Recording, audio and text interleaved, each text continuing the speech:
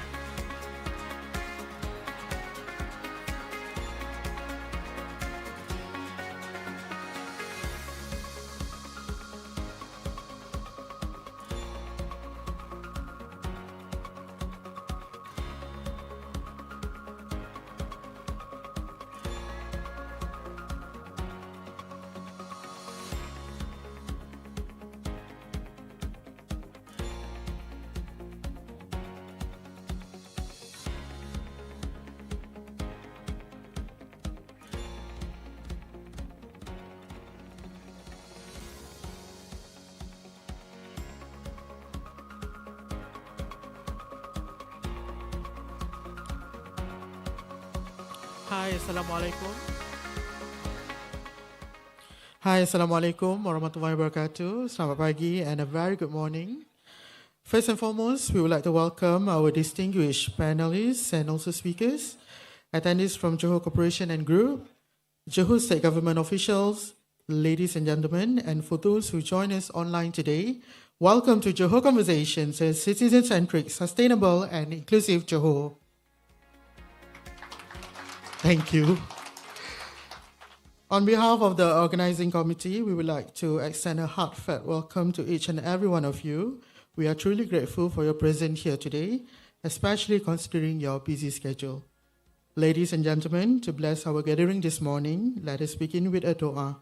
For that, we would like to invite Yang Berbahagia Ustaz Abdullah Embong to recite the prayer. Please welcome.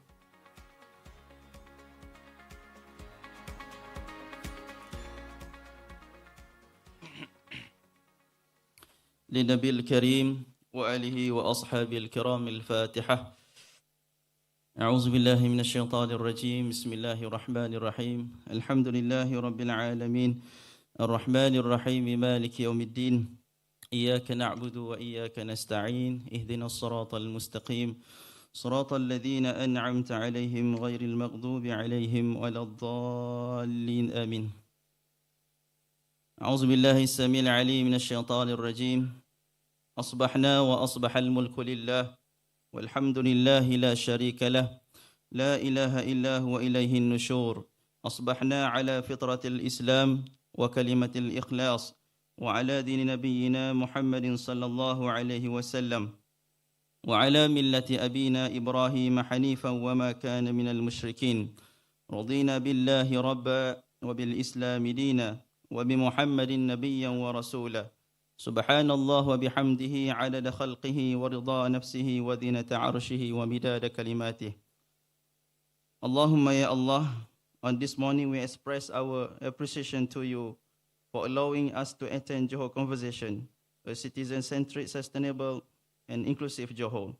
Ya Allah, today we are grateful to be given the opportunity to be together with our respectful leaders and guests and our partners.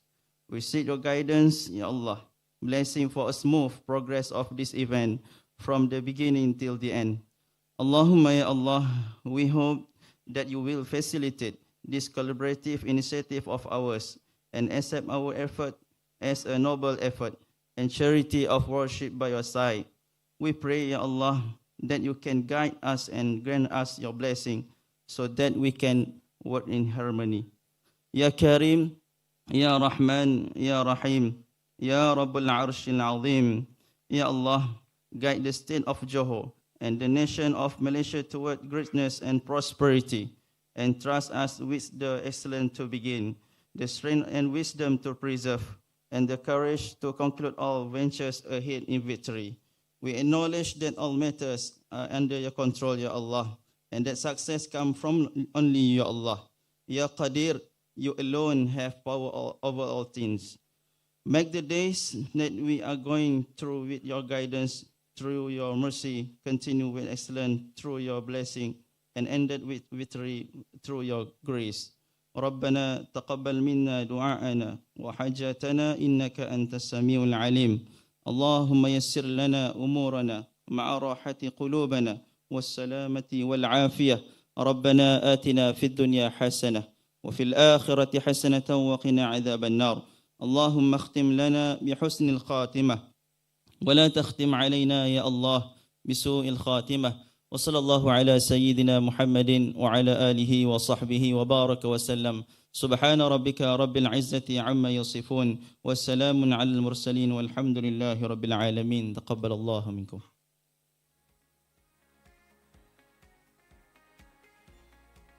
Amin, amin, ya Rabbal Alamin. Thank you, Ustaz, for the dua. Ladies and gentlemen, to begin today's event, please allow me to invite our charming and brilliant guy, Mr. Tyler Lim, Director of Gov Insider, to give his welcoming remarks. Please welcome Tyler.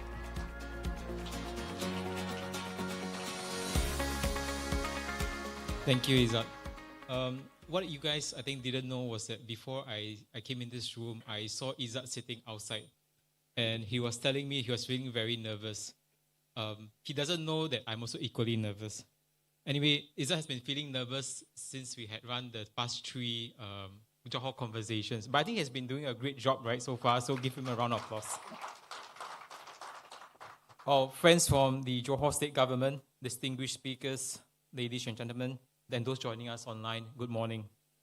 I'm delighted to welcome you to the latest installment of the Johor Conversation series, a citizen-centric, sustainable, and inclusive Johor. Before we dive into today's discussion, I'd like to take a moment to reflect on the journey we had embarked on with the previous two editions of this series. For those of you who were here with us for the past two editions, we started on this journey towards building a smart economy and sustainable Johor. It reflects our collective commitment to shaping a region that places its citizens at the forefront of development, ensures sustainability in every facet of its growth, and promotes inclusivity that leaves no one behind. Johor's potential is undeniable. It boasts unique strengths and resources, and its strategic location makes it a key stakeholder in the broader regional landscape. One that includes Singapore and the Riau Islands in Indonesia, also known as the Sijori Triangle. Now, this term was coined in 1989 and has recently seen a resurgence in its use and emphasis. As another connectivity mode between Singapore and Johor, the RTS comes online in 2026. It will bring tremendous benefits with increased connectivity between Johor and Singapore. And I think if you find a high enough vantage point, such as in Cerebrium, where we held the first two Johor conversations, you will see the structures holding up the tracks being built across the Johor Straits. I am also looking forward with anticipation as the governments work out the scope of the Johor-Singapore Special Economic Zone, the possible benefits to supply chain resilience, infrastructure, and connectivity, as well as for the digital economy, amongst the other benefits. It is within our grasp to unlock this potential, to harness the power of innovation, and to build a Johor that is not only economically vibrant, but also socially inclusive and environmentally sustainable. Now, central to the Johor Conversations as a series was the theme of From Ideas to Impact. We had talked about the issues or the ideas, and now is the time to lay the foundations towards execution or the impact. So today, we will revisit some of the challenges that you had brought up in the previous editions. In the three breakout tracks to happen in the afternoon, we will cover areas such as the role of leaders as change makers, how to weave sustainability into our processes, and to make better use of data to deliver better citizens' services. In the two opening panel sessions that will happen later, with a group of very diverse speakers from both Singapore and Malaysia, each bringing different perspectives, we will explore deeper into the topics of data and cloud. To make effective use of it, how do we strategize around it, such that we can yield the improvements in productivity that will ultimately allow us to do more and deliver better services.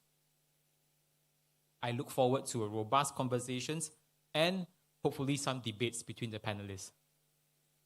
As we go about today's sessions, I have two suggestions for you. First, aim for an open and constructive dialogue. I hope you will engage in candid conversations so as to identify the challenges and the opportunities that lie ahead. Ask questions of the speakers and share your experience and best practices. This exchange of knowledge and insights will be pivotal as we shape our strategies. Second, aim to generate innovative ideas and solutions. You can be edgy, push the boundaries, or just be completely outside the box. Or, well, take what's been there for the longest of time and maybe look at it from a different angle. That different perspective might well surprise you. I challenge each one of us to think critically, to share openly, and to collaborate wholeheartedly. Together, we can turn ideas into action, proposals into policies, and conversations into meaningful change. Together, we can envision a Johor that stands as a beacon of citizen-centric governance, sustainability, and inclusivity. Together, we can make it happen. And I hope that as we embark on the next series of Johor Conversations for 2024, we can hear you share about your ongoing projects that has germinated from our discussions that has happened this year in 2023. For Gulf Insider, beyond Johor, we remain committed to contributing to the continued growth and prosperity of Malaysia. We believe that the public officers amongst you here today and the many others in the other states as well as at the federal level hold the key to this. And we will support that by bringing the many learnings from the private sector as well as fellow public officers from the region through events such as this, as well as Gulf Insider Live Malaysia, to be held in Putrajaya on the 28th of November. I believe we also have some speakers from JCOP that will be speaking then, and I encourage you to register and join us then. To end, I extend my heartfelt thanks to all our participants, speakers, sponsors for joining us on this journey. I also want to thank my partners in crime, Nina, David, and their team. Nina? By the back, David, I hope you are here, and the team, Fazi, Gafu, and so on. Round of applause for them because I think they've put in a lot of hard work and many late nights. So thank you for being together with Gulf Insider, putting together the 2023 Johor Conversations. It has not been an easy journey, but most definitely rewarding for us. And I look forward to today's proceedings and more so the 2024 series to come. Thank you.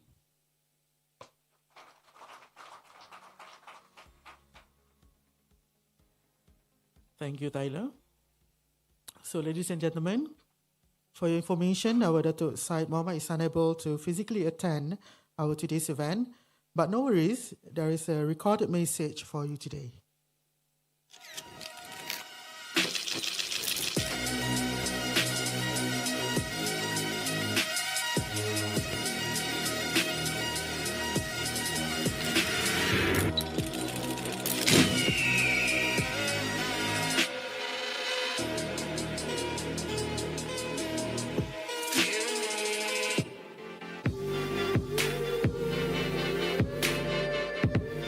Assalamualaikum warahmatullahi wabarakatuh. Salam sejahtera and good morning, everyone.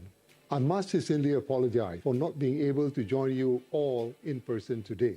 Yet, as our team today echoes the significance of agility through digital tools, I'm here with you online, showcasing how we adapt and thrive in this new norm. Welcome to the third and final installment of Johor Conversations for 2023.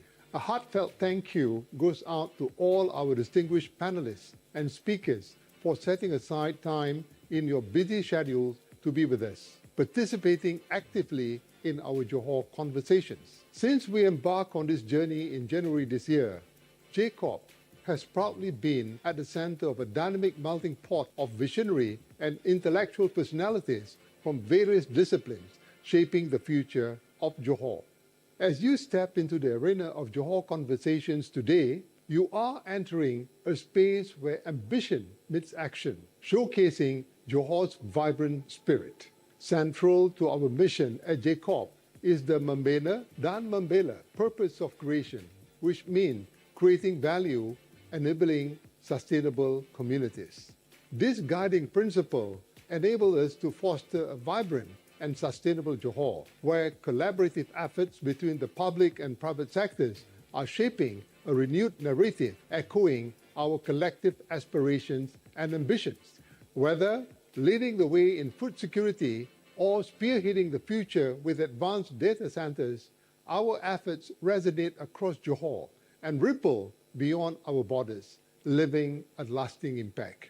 In shaping a promising future for Johor, the essence of collaboration is our cornerstone.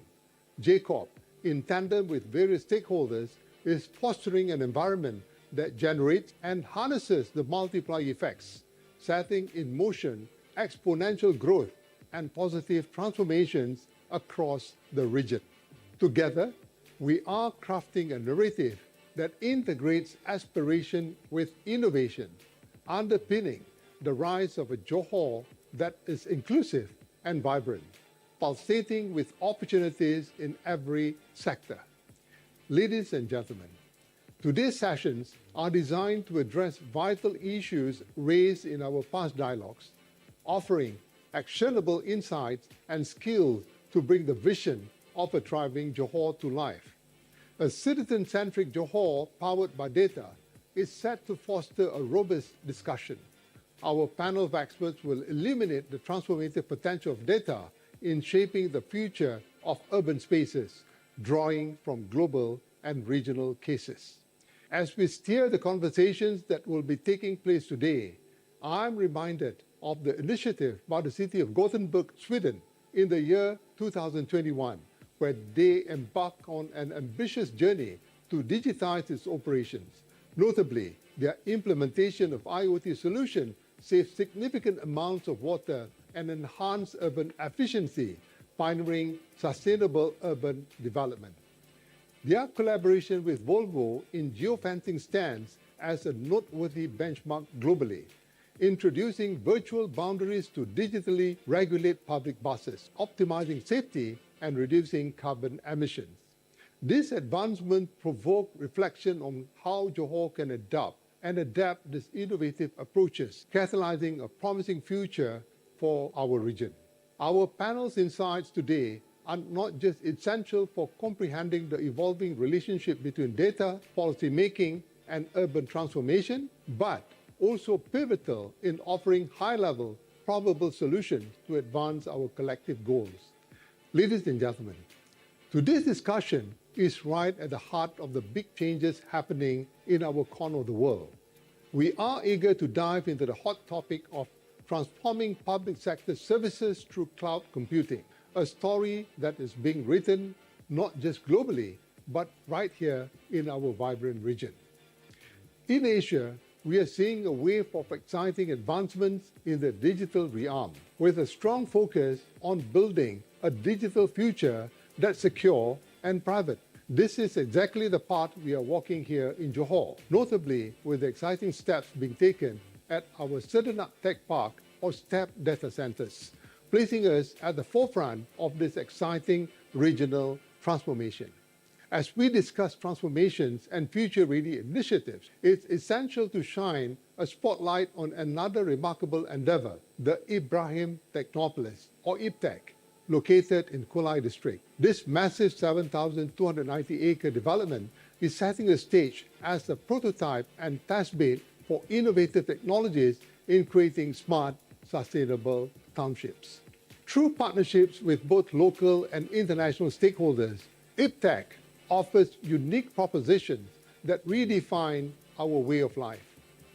Smart living in IPTEC integrates technology to elevate the residents' quality of life, incorporating state-of-the-art educational systems and healthcare facilities. The Smart Farming Initiative leverages food tech to address food security through sustainable agricultural practices like hydroponics and vertical farming. Next-gen mobility paves the way for autonomous vehicles, enhancing transportation efficiency and reducing our carbon footprint. And let's not forget advanced industries designed to attract high-tech and eco-friendly sectors, thus fostering an ecosystem of innovation and growth.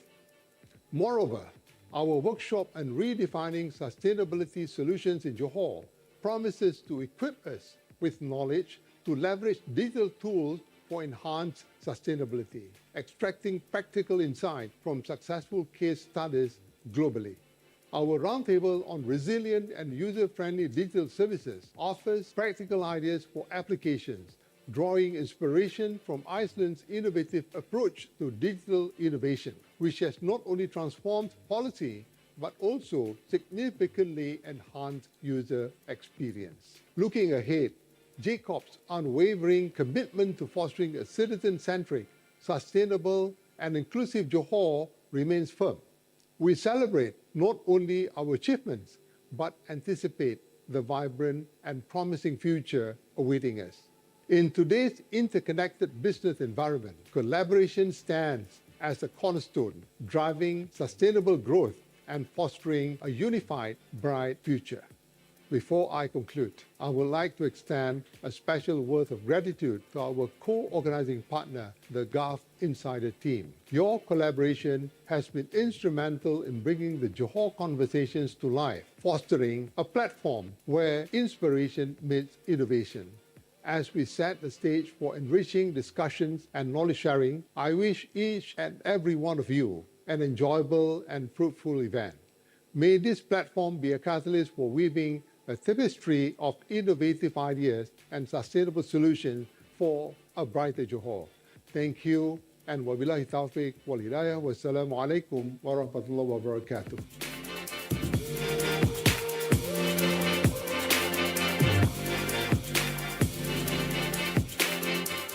Thank you, Yang Berbahagia Datuk, for such an insightful and inspiring speech just now.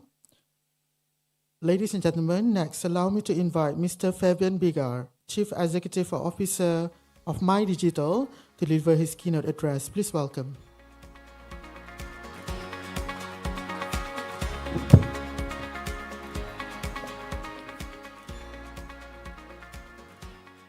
Okay, I don't think I need a full 20 minutes for this. But then again, good morning, ladies and gentlemen. I thank the organizers for inviting me to this event. It's an honor here for me to be here today to speak to you about the Malaysia Digital Economy Agenda. Previously, of course, we have always referred to My Digital. Our quest to be a highly technological advanced country is not new. We have been at it since around 27 years ago, when we introduced the multimedia super corridor, and then after that, a slew of initiatives and committees were continuously introduced as digitalization continued to spread across various economic sectors and no longer just remain in the realm of the IT sector. Over time, these initiatives and committees become crowded, and in sometime between 2020 and 2021, the government decided to consolidate this under the Malaysia Digital Economy Blueprint and the National Fourth Industrial Revolution Policy, with an ambition to transform Malaysia into a leading digital economy in the region by the year 2030. The National Digital Economy Blueprint and the National Digital Economy and the Fourth Industrial Revolution Council, which comprises of representatives from both the government and non-government sectors, and chaired by the highest office, that's the Prime Minister, was formed to oversee this transformation and provide policy direction. The 6 policy trusts under the blueprint and the various programs and initiatives under it are designed to address the same 6 challenges that we have to overcome if we are to be that leading digital economy in the region. The 6 areas are digital transformation in the public sector, boosting economic competitiveness through digitalization, building enabling digital infrastructure, building an agile and competent digital talent, creating an inclusive digital society, and finally, of course, building a trusted, secure, and ethical digital environment. 3 prime ministers have presided over the council over the last 2 years, and the focus in addressing these challenges remain the same. Okay, recently we have introduced the Economy Madani framework for the current administration. Finally, released the new industrial master plan. I remember we had to work on it since 2018. And also did a midterm review for our 12th Malaysia plan. Now comes to Economy Madani. If you go through that, the document that was released then, you will see items like quality and affordable internet services, part of raising the floor theme, digital revolution in government, of which GovTech Malaysia is introduced. Digitalization in raising the ceiling talks about promoting digital adoption via grants, matching grants, implementing digital ID to accelerate applications, and 5G dual network rollout. Some of these are also part of the blueprint, initiatives under the blueprint. Then when it comes to the new industrial master plan, if you refer to Mission 2, Tech Up for a digitally vibrant nation, Again, the action plans cover digital infrastructure rollout. That's actually part of the identical to what you see in the blueprint as part of the building enabling infrastructure. Increase technological adoption, spur innovation, shift away from low-skilled manual labor and accelerate government digitalization. Same elements as the blueprint, and there's also a specific project in making Malaysia a Gen I hub, thanks to ChatGPT. Okay, and in the 12 Malaysia Plan review or midterm review, you come across the idea of 17 big goals to catalyze socio-economic development in Malaysia. One of the 17 focuses on digital and technology-based high-growth, high-value industry, HGFV. Some of the items mentioned under that big bold initiative covers, again, accelerating digitalization through government technology, that's GovTech, accelerating the national digital identity implementation, implementing national level digital leadership and upskilling program, strengthening the tech startup ecosystem and focusing on angel investors and seed funding, strengthening the Innovaton program as platform to promote innovation. And then if you look at this again, these are the same elements. You look at the core elements, they're the same all throughout, and perhaps certain additional focus in some areas, for example, in the startup ecosystem. Okay. Well, the organizers asked me to talk about focus in 2024. Actually, we just heard it in the third Malaysia Plan midterm review. Things like GovTech, yes, there's a special group. We also actually just found out recently that's quietly working on this centrally, not part of Mampu. Then national digital identity, it has been part of the blueprint, one of the initiatives on the blueprint under the National Registration Department. Of course, this one is actually known already. It's just that the PM has requested for it to be expedited. And implementing national level digital leadership and upskilling program. Recently, if you follow the news, the government has partnered with Asian School of Business and MIT Sloan to introduce what we call the EDL, Executive Digital Leadership Program.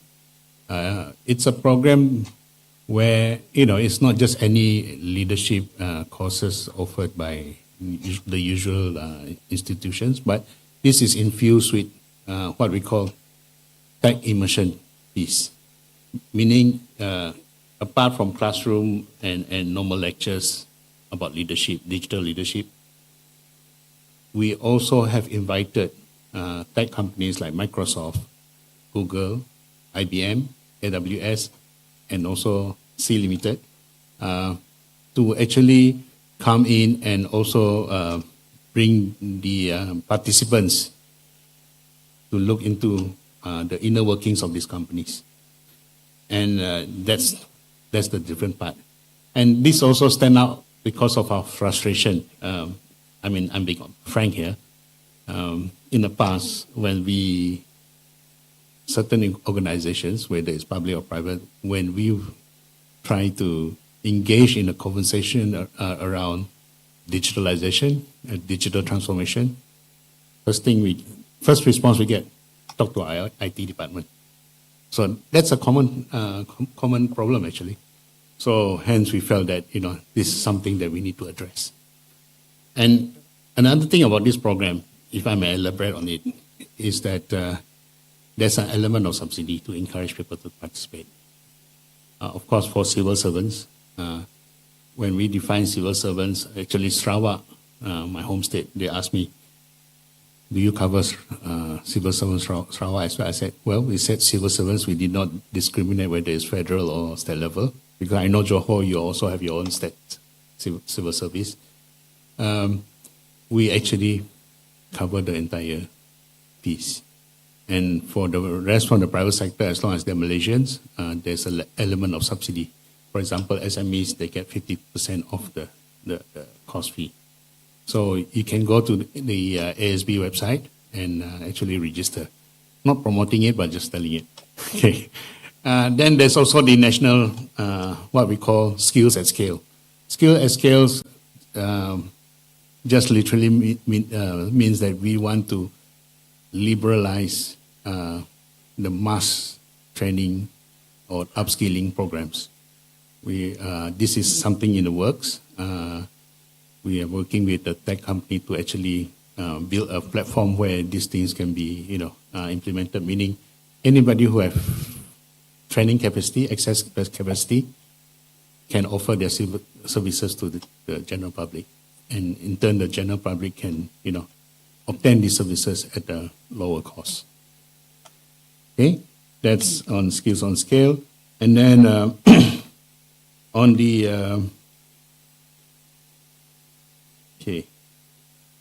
on the startup ecosystem.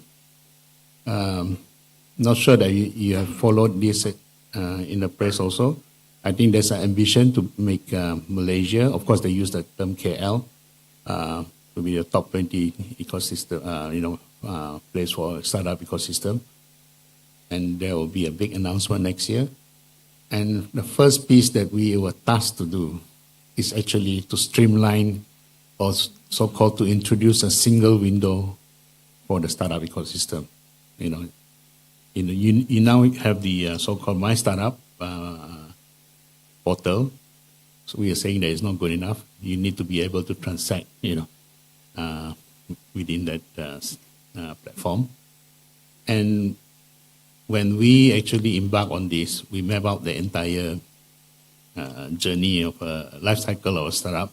We found out that at least 14 agencies are involved, 30 programs. So we are trying to make sure that they all operate as one, And the same goes for MSMEs.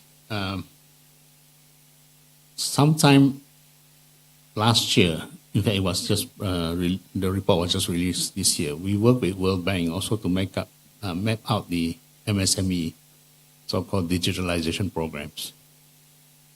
Guess how many agencies are involved? 26 state agencies, and perfect number of 101 programs. So these are things that we need to pay attention to make sure that there's less confusion in the market. Now, at the state level, what can I say? The last I checked, you already have a roadmap in place, what is called Digital Johor. As for the policy areas in focus, I think that it's no different from what we do at the federal level. Infrastructure, public service, talent, the ecosystem, digital trust, digital divide. Well, these are all common throughout. Of course, Johor, being where you are, close to a highly digital competitive neighbor, provides you a different opportunity compared to the rest. They are not, out of 13 states in Malaysia, not all have a, separate digital economy plan. There are only a handful number of states. And of course, I know Johor is working on one of them, So, I don't have to say much. What I saw in the video just now already proof, the fact that you're already embarking on it. You have good plans for it. So I guess I wouldn't dwell much into it. But given that most of the major digital programs are carried out by national agencies, such as MCMC for Jendela to roll out, MDEC, Ministry of Communication, and those under the auspices of Ministry of Science, Technology, Innovation. Well, I guess the state government can complement this. And I heard, this morning that even in the space, in the area of infrastructure, the state government is already complementing the state government to roll out things faster. Things like digital upskilling, as well as, looking at helping the MSME and, of course, closing the digital divide. These are things that, of course, the state can do can really help the federal government to move this faster. Now, going back to our ambition to be the leading digital economy in the region, sometimes we pride ourselves. I've been looking at presentations, with my colleagues. We were called to the Parliament Select Committee to look at our competitiveness. We pride ourselves of being number one, or at least most of the time, number two in ASEAN. We pat ourselves in the back for these many things. However, if you look at the various ranking trends, our other neighbors are catching up very, very, very fast. Okay? For example, this is a real fact. You can look it up at the Global Digital Competitiveness Index by IMD. We are actually losing one position every year, while our neighbors like Indonesia, Thailand, and even Vietnam, they are gaining ground every year. But they are far behind. But if we keep on that trend, they're closing in. An analogy I'd like to use is like when you are on the racetrack, right? Your goal is to close the gap between you and the neighbor in front of you. But then you must also always keep a look at the rear mirror to look at those who are catching up from behind and how fast they are catching up with us. So never underestimate the ones behind you. So in conclusion, the Malaysia Digital Economy Agenda is well on track to transform Malaysia into a leading digital economy in the region by 2030. We have a clear vision, consistently implemented throughout, despite the changes in the administration. And the same vision and focus is repeated if you look at all the successive policy documents, and they remain consistent. And our focus in 2024 will be on accelerating the implementation of the initiatives in the Malaysia Digital Economy Blueprint, the National Fourth Industrial Revolution Policy, and the 12th Malaysia Plan Midterm Review. We will also be working closely with the state governments to complement our national efforts. And maybe if I break out of this for a while, recently we are actually a part of a bigger network of Center for 4IR, Center for Fourth Industrial Revolution, that's under the World Economic Forum. Malaysia has the only center in Southeast Asia. I think not long will be followed by Vietnam, but so far we are the first and the only one. And our center focuses on energy transition and also digital transformation. When we talk about center, don't expect to see a fancy building and an army of technocrats. If you expect that, you'll be disappointed, because it's actually a platform for us to access the knowledge that is gathered from the 19 or 18 centers all over the world. Okay? We are paying for it as a country. Hence, we need to fully utilize what we paid for.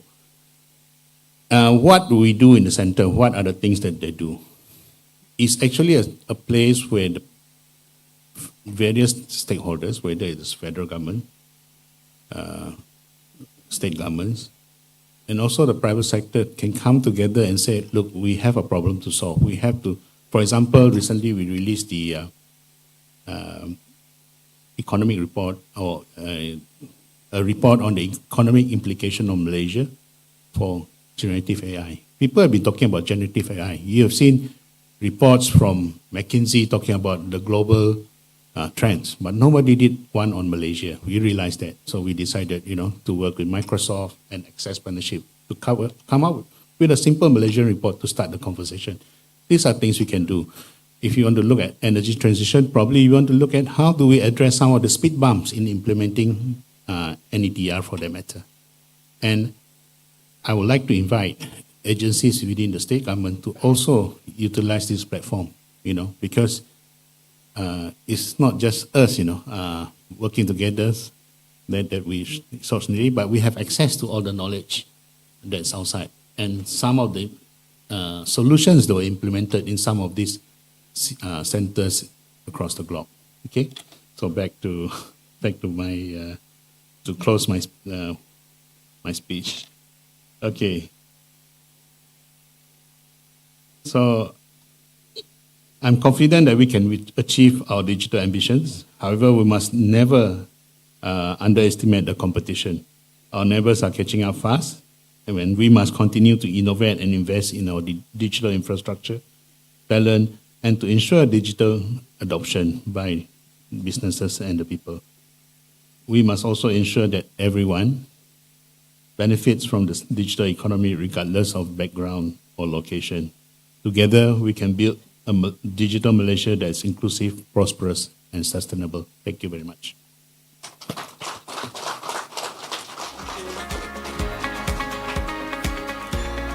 Thank you, Mr. Fabian, for such an enlightening speech.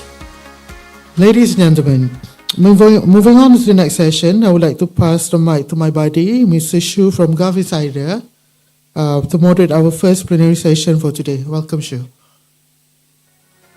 Awesome.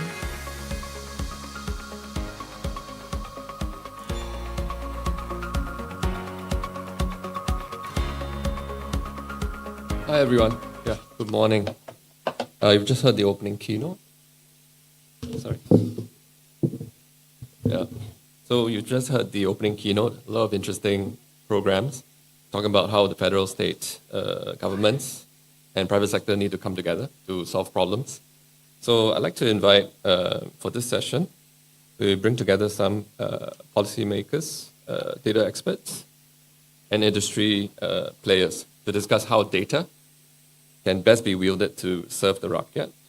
So this includes talking about solving problems or issues such as beefing up Johor's food resilience, promoting sustainable development, delivering more proactive and citizen-centric services. For all these, data holds the key, and also managing access and sharing of data, implementing data-driven policies and services. All these can be very complex scenarios. So I'd like to invite my panelists. They include Kendrick Chan, Senior Policy Analyst with Tony Blair Institute for Global Change.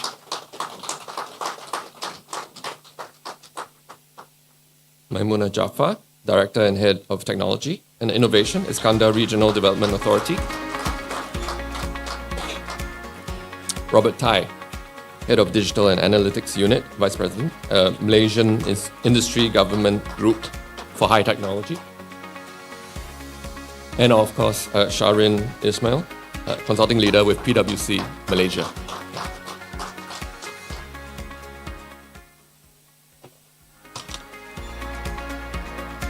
Yeah, unfortunately, we had another speaker whom we invited, Hong Yi. He will not be joining us for a personal matter. Yeah.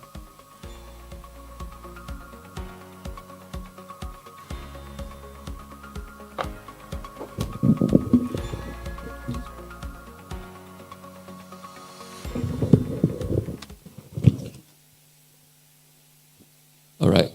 Thank you, everyone, for joining us. Yeah. Okay. So throughout this session, you in the audience, you would feel free to ask questions using the Q&A chat box on Slido, slido.com. You'll see the QR code on screen or at the side.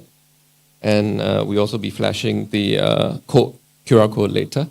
So look up for slido.com and also use the hashtag JC2023. Okay? Right. So good morning once again. Yeah. So we heard a lot of really interesting ideas and schemes and programs talked about this morning already, and a lot of exciting plans for the next several years, 5 to 10 years. To set the stage, I'd like to ask all the panelists to describe their roles briefly in the context of formulating or contributing to data-driven policies and services. Maybe you can start with Kendrick and go down the line. Yeah.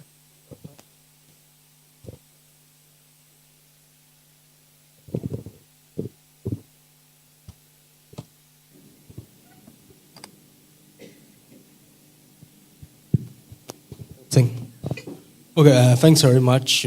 Pleasure to be here, and hello everyone. Good morning. So my name is Kendrick Chan. I work as a senior policy analyst for the Tony Blair Institute, and in that role, I work very closely with governments of developing countries around the world to formulate their strategies and policies with regards to digital and tech issues.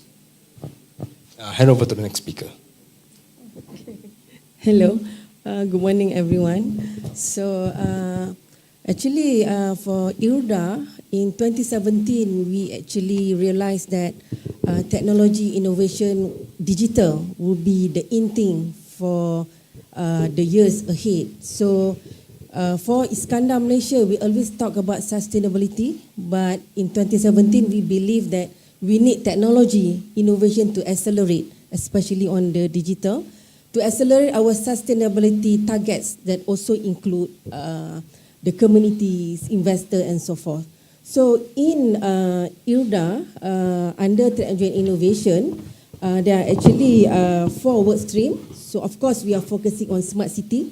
I understand that MDEC actually has launched the digital cities roadmap to actually get all cities ready on the infrastructure. The second one is all about that big data. So I have a team that look at Iskandar Malaysia Urban Observatory.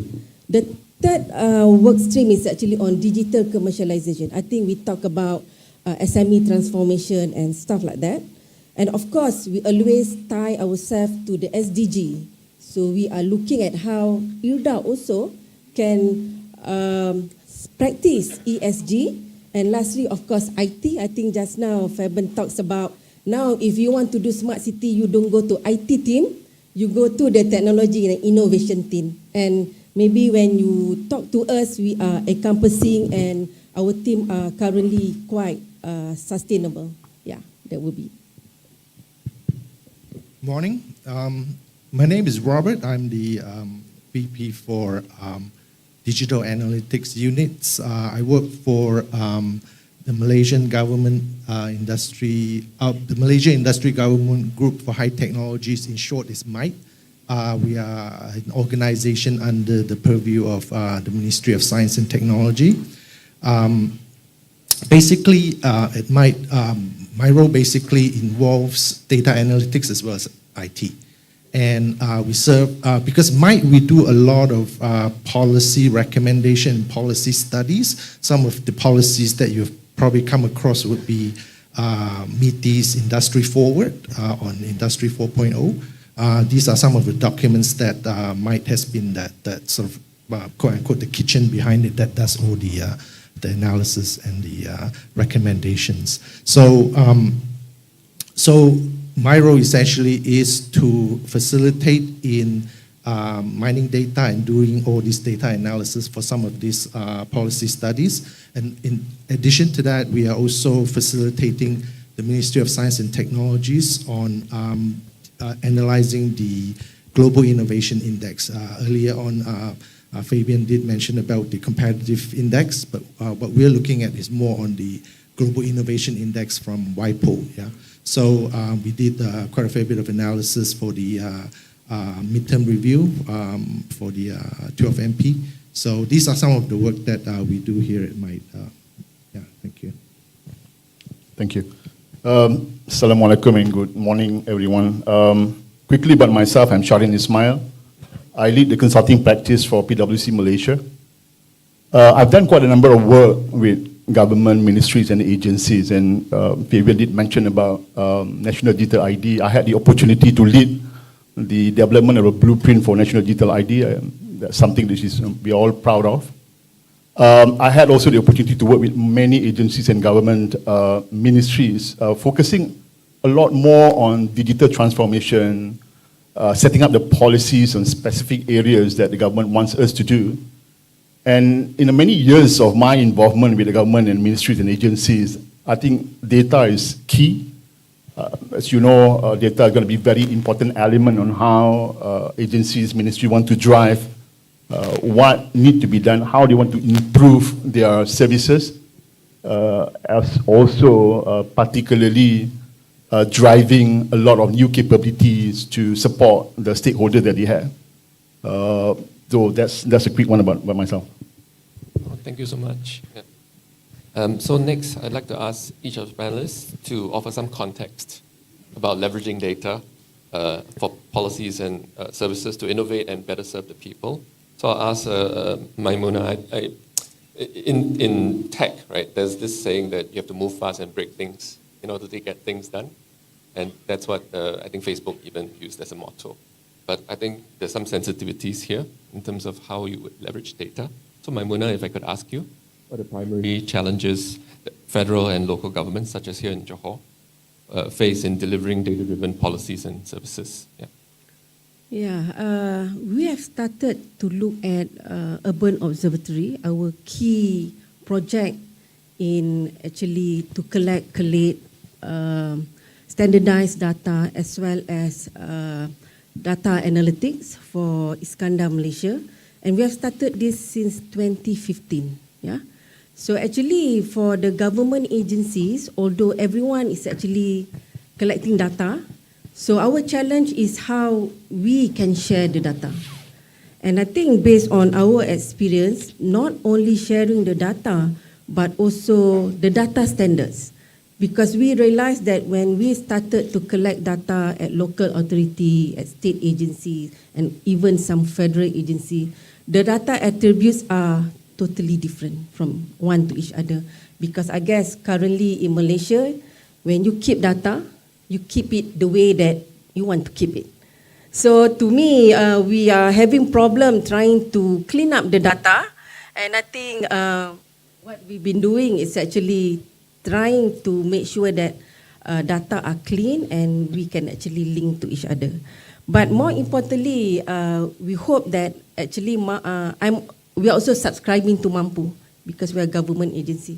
So Mampu has actually completed their data policy.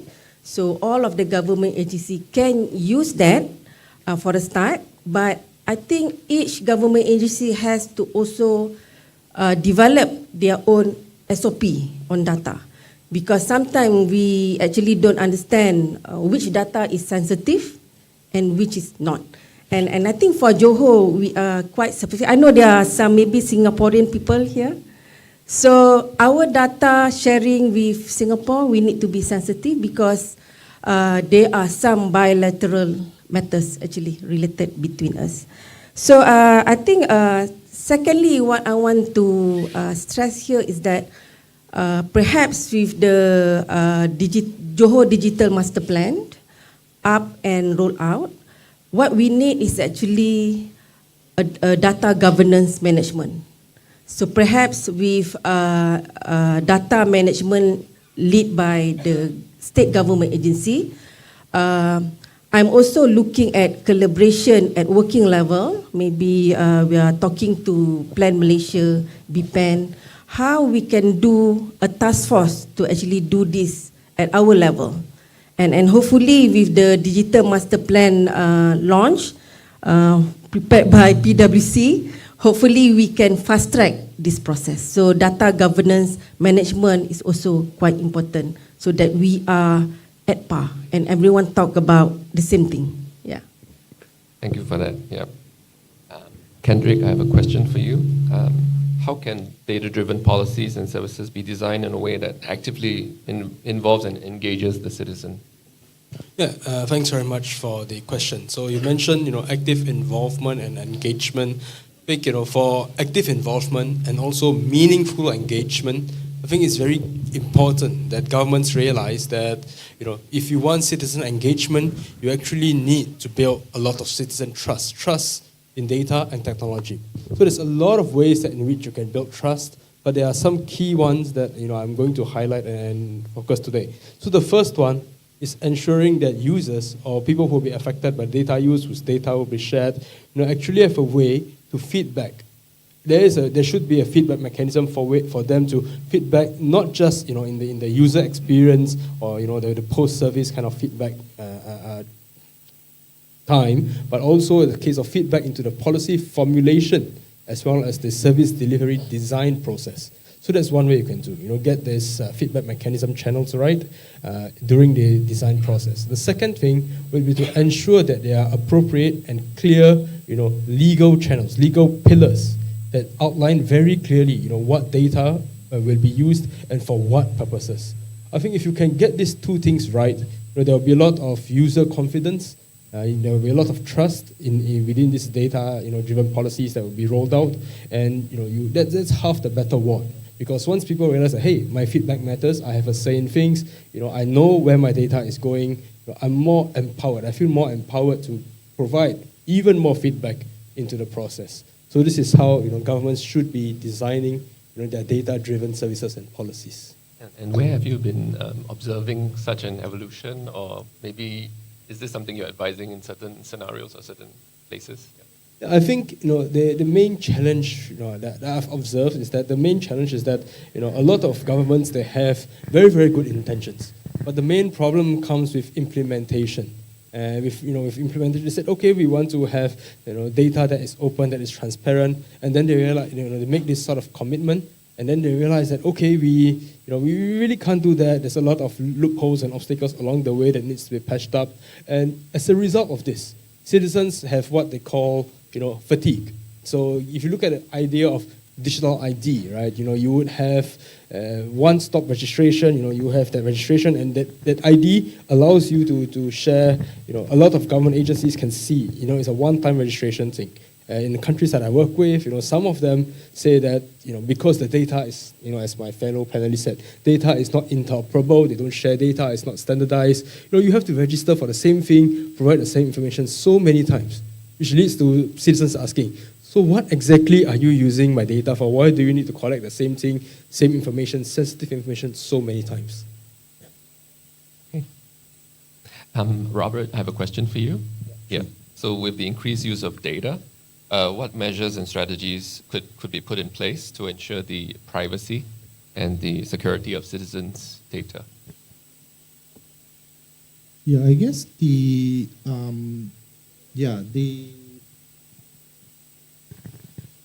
well, first of all, we have to ensure that there's this PDPA that governs everything, right? So whatever that we do, there's pretty much the benchmark that all the data are there to whatever that we're collecting has to conform to that requirement. Yeah, that we don't sort of infringe some of this personal data and all that. So that is the first thing is to take that as the benchmark. I think secondly, of course, you have to have a different way of addressing the use of this data, right? Like I guess that's perhaps one of the issue that was being mentioned by Puan here, Maimuna, is that a lot of ministry, for instance, are reluctant to share data.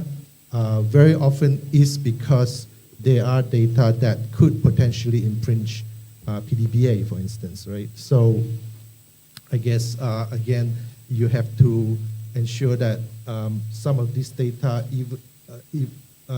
depending on who's collecting the data, and then from there on, the dissemination of those data has to be controlled to ensure that some of this data doesn't get into, even though it could be another ministry, for instance, right? But then again, the onus is on whoever that collects the data, as opposed to who actually gets the data eventually, even though they are all within the ministry, within the government from different ministries, right? So you have to have some kind of insurance between ministries, and that's basically my experience with at the federal level. So having this close collaboration with the ministry is very crucial. Yeah. So what, for all the panelists, I guess the follow-up would be, what's the strategy to overcome this? Because you're talking about data flows. People need to know, or rather the agencies need to be aware of their data flows, and also to have their own management programs, right? Data protection programs. So for the whole panel, I mean, what are the strategies to overcome this so that data sharing can be, enabled? I think maybe we could start from the other side and come down this way. Okay, thank you. I think this is very critical, an element of data sharing. I got the opportunity to do a project called National Registry System Implementation, translated into My Identity now. And back then, one of the key elements that we analyzed is about the data, how government agency ministries should share the data, collaborate the data to be more effective as a government as a whole. One of the key challenges back then is really about ownership of the data. Yes, there is ACTA, there is policies, there are circulars and all that govern how the data should be shared and so forth. Sometimes it becomes so much personal that I don't want to share my data to other agencies for the fact that this data should be championed by my agencies, should be managed by my agencies and so forth. So that's the first hurdle that need to be managed, So in the work that we do in the lot government, sometimes in order to drive a lot of data sharing and to really mitigate some of these issues, we must have a data ownership, what I call as a data owner and data house. It's a term that we want to use as a data house, whereby there will be a team, a task force, a community between the agencies to make sure that they look at what is the right policy that I can share data with other agencies, what is the benefit that I will get in order for me to share the data with other agencies, what are some of the things that I need to do more in order for me and the government to collaborate and ensure data can be shared effectively. So having that a data office in every agency and ministry with a specific task, with a specific policy and specific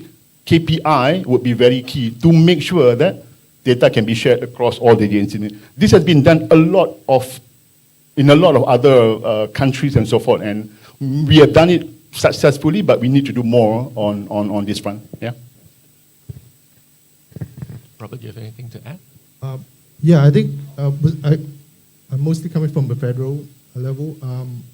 At the federal level, the right point, the right agency to collect data would have to be DOSM. Whatever data that DOSM collects would have already been filtered. In other words, they would have already gone through the process of ensuring that whatever certain data are disseminable, certain data may not be disseminable. So I think that is where at least for the public, DOSM would have to be that contact point to gather data from data basically from the government. Yeah. Okay, so from our experience, actually, we know there's a lot of data out there. So we cannot actually collect all the data. So basically, what we've been doing for the last few years is actually to identify a project where we can actually get the data from respective government agencies, either it's federal or state. And I think having said that, when we want to do analytics to understand the informed decision, what we need to do, we need raw data. So that is actually our biggest challenge. So I think after a while, we understand that if we want to get that raw data from that government agencies, that agency needs to understand the benefit. So if they give us the data, how do we analyze? How does our analytics can help them to better enforcement or better doing a day-to-day operation? So I have to say that we have been successfully doing that for 2 of our projects. And I think the key thing is one, trust, and for them to understand how do they use the data, how can they benefit from the analytics or the storyline that we are doing, and how they can actually use that for their better enforcement. Yeah, do by project. Yeah, my fellow panelists, have given, great insights and examples. So what I'll add, in addition to what they have said, is that when we look at, data-driven, for example, policies, data management, especially at the national level, I think, we need to recognize the fact that, okay, all the ministries have their own data collection points, they have their own data collection agencies. But the key challenge is that when you are trying to strive for a national level objective, or, a higher, more centralized objective, what you need to do is to actually get out of silos. The data is, often not interoperable. It needs to be standardized, to be shared. And this to me, is an issue of governance. Because, and what I mean by governance is basically a question of who reports to who does what, how does the data flow. Often if you look at many governments, they do not have that sort of appropriate or adequate frameworks in place to ensure that, okay, there is actually a process for data management, there's a data management life cycle, so to speak. So to me, baking in that governance structure into a centralized agency, ideally located at the center of government, is very key because it has that kind of high-level political or stakeholder buy-in. It straddles different ministries. It's no longer is tech, an issue of, hey, go to level 3, take the first left, and you can see the IT department there, right? So now it's a case of all the ministries have one. How do we coordinate this at the national level, at the central level? So to me, that is a governance issue. So it needs to be sorted out that way. Thank you. I just want to add another point. I think it's good that we talked about it. One other thing which is very critical, and this has been done successfully in the federal government, where they have a MyGDX, right? It's a data exchange platform.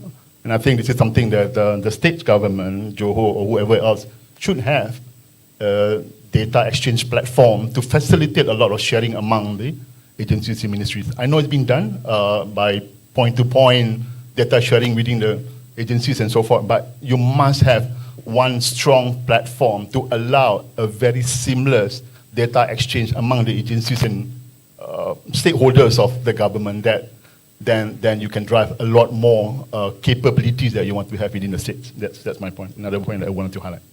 Thank you so much. We've heard the panelists talk about having frameworks, having a data office, and this data exchange platform. So are there any, I can ask the panel, are there any other sort of digital tools that would be useful in this approach? I mean, these are multiple approaches that we're talking about, but are there any specific tools that would be useful? Yeah, I think for this region or for Johor, we are looking at that urban observatory platform that varies from, I think as you might already know, KPKT actually launched the Urban Observatory Blueprint in year 2020.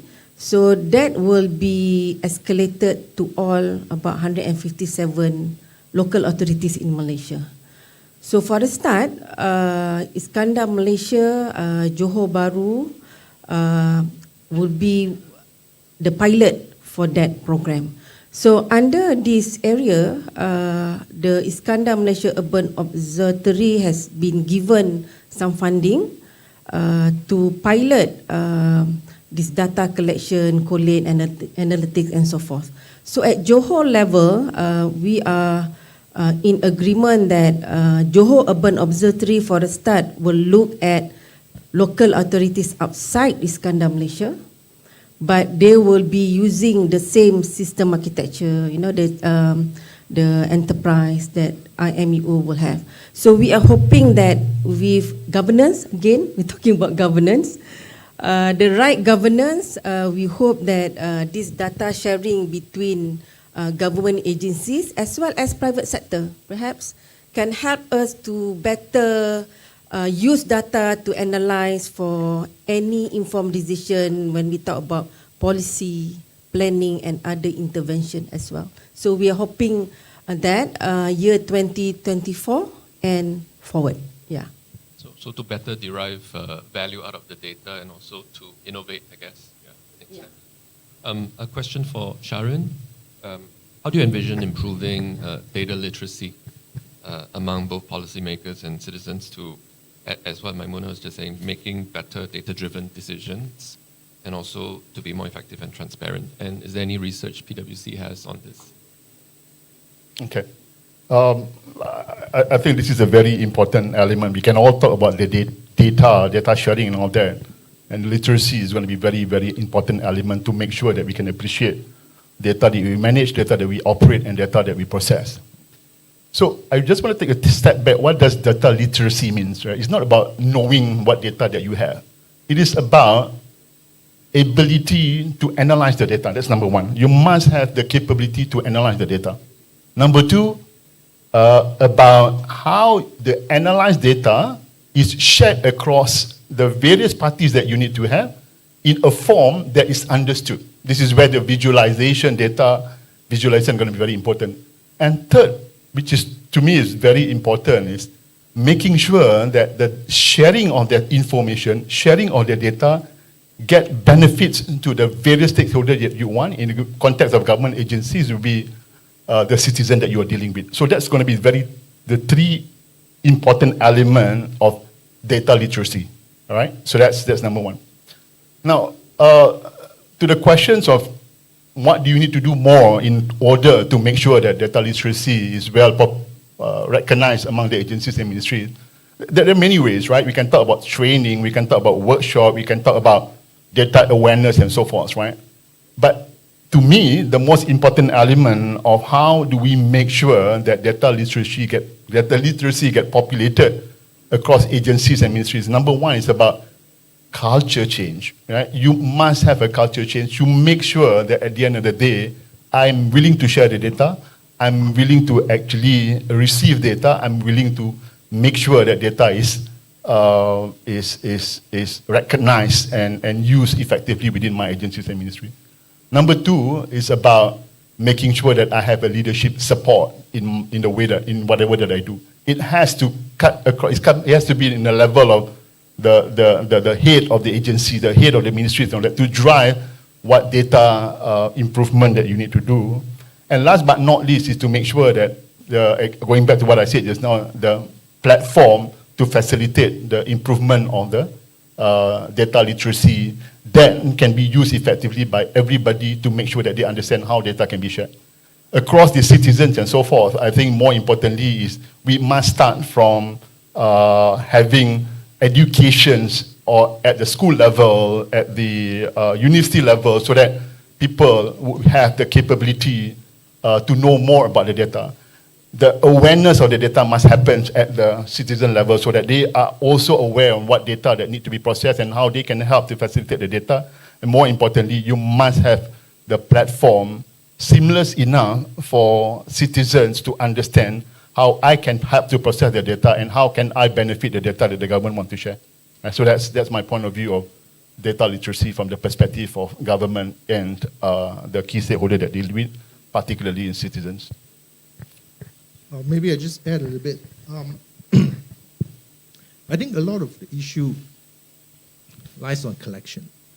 Once you have the data, you can do a lot of things to it, right? Very often, I think literacy is really not just about people who works with the data, but also people who provides the data. And you cannot assume that everyone who provides the data has some level of literacy on data. So even within the government, for instance, a lot of the ministries and agencies, they have their respective areas of work. And data to them is just some, you can think of it not their core functions, put it this way. So whatever means and ways we collect data from them has to be very simple, something that is not too sophisticated, that everyone understands. Like even today, we are still collecting data using Excel sheets, for instance. Why? It's because everyone understands how to use Excel, right? And if you create a website for everyone to enter it, I think a lot of people would be quite reluctant to actually use it, right?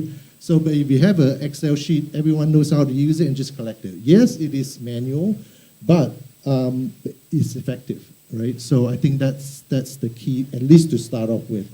Yeah. So I think ensuring that the people the stakeholders that you're dealing with are able and capable of providing those data. Yeah, I think can I say something, because I think Fabian is here. So I just want us to recognize that in future we are talking about seamless data sharing. So under the digital transformation plan for the government, perhaps we need to quickly escalate on for each government agency to do the right system, because when we trying to advance on our urban observatory, we realized that when we do the BRS, we want to link API to our system. We realized that that agency doesn't have any system at all. So meaning that then we have to go back to this manual thing. So perhaps I would also like to explore with you what incentive that you can give the government so that this seamless data sharing can be done in a much more faster way. Hendrik, anything to add? Okay, no problem. So that's a really good point, I think, from Robert also about data controllers and data subjects, right? The knowledge beyond just collection, right? But also what, not just processing, but also collection. Yeah, and a good point about, I think Maimuna is talking about guidelines, policies, and kind of processes, right? That can be harmonized so that it can be facilitating what we just talked about, deriving greater value, out of data for the citizens' benefit. Maybe right now, I just would like to remind everyone that thanks to some of you who have already submitted your questions, but if you have more questions, to highlight slido.com and hashtag JC2023. You can submit more questions as we move into the next phase of this discussion.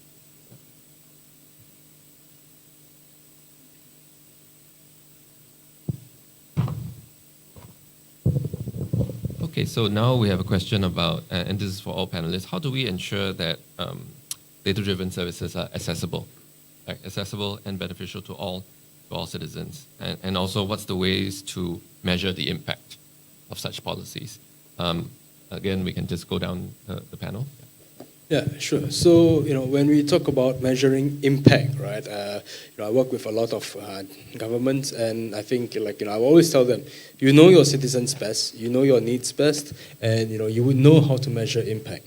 But one thing I'll just add, onto these conversations with the government is that don't forget that impact is actually should not be seen as a one-off.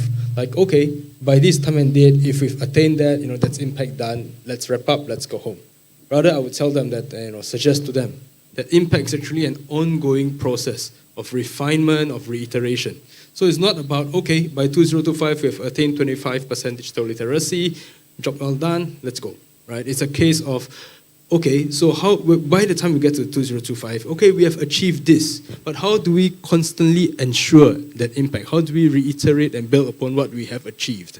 I think, when I work with this sort of governments, they look at impact as a one-off metric. I think, it's bear in mind that, time doesn't stop there. You need to go on, you need to constantly ensure that you have impact. If you think of impact in those terms, you are well placed to succeed, not just in 3 years down the road, but also 5, 10, maybe even 20 years down the road. Yeah, for Iskandar Malaysia, we always focus on our Smart City initiative, whereby maybe you have 6 dimension or 7 dimension, and one of it is actually smart people and smart living. So basically, when we selected projects, we always look at project that can actually have a great touch point to the community on the ground. Because we used to say that in order to become sustainability, we want to measure our GHG, our carbon reduction, but community will not understand that. So, for example, I'll give an example. A good example is actually installation of our smart traffic light. MPKU has actually done that for Jalan Skudai. And with the data collection, we share with the communities to tell them that with optimizing of smart traffic light, it's actually reduce the time it takes you to go from point A to point B. And having said that, they also calculated what are the reduction of gas, petrol, that you are encountering when you go through this road. So that gives a good tangible result to the community to really understand, they are actually collecting our data to tell us how much can we save if we go through this road.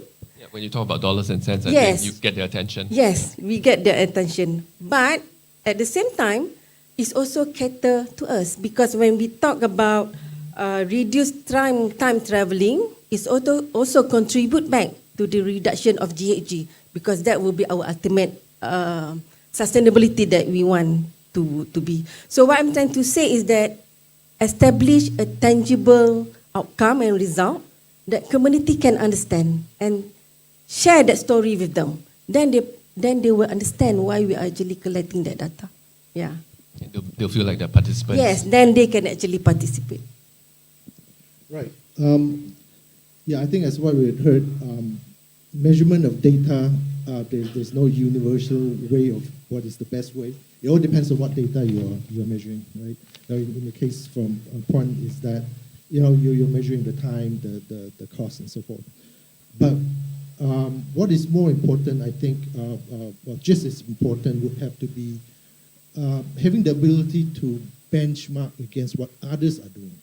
That's very crucial, because we could have, like, for instance, certain amount of time getting through a traffic light, for instance. But the question would be, is that the standard? Is that, what Singapore is experiencing? Is that what, other countries are doing? So I think being able, one of the key elements of measurement is the ability to benchmark against what other peoples are doing or what other countries are doing. Yeah, right. Yeah, I would totally agree with you, Robert. I think one of the key elements is impact assessment is a continuous effort. It's not a one-off impact assessment and you expect everything going to be improved. In PwC itself, we have done quite a number of impact assessment to some of the activities, some of the projects that have been delivered either by the company itself or by other parties and so forth.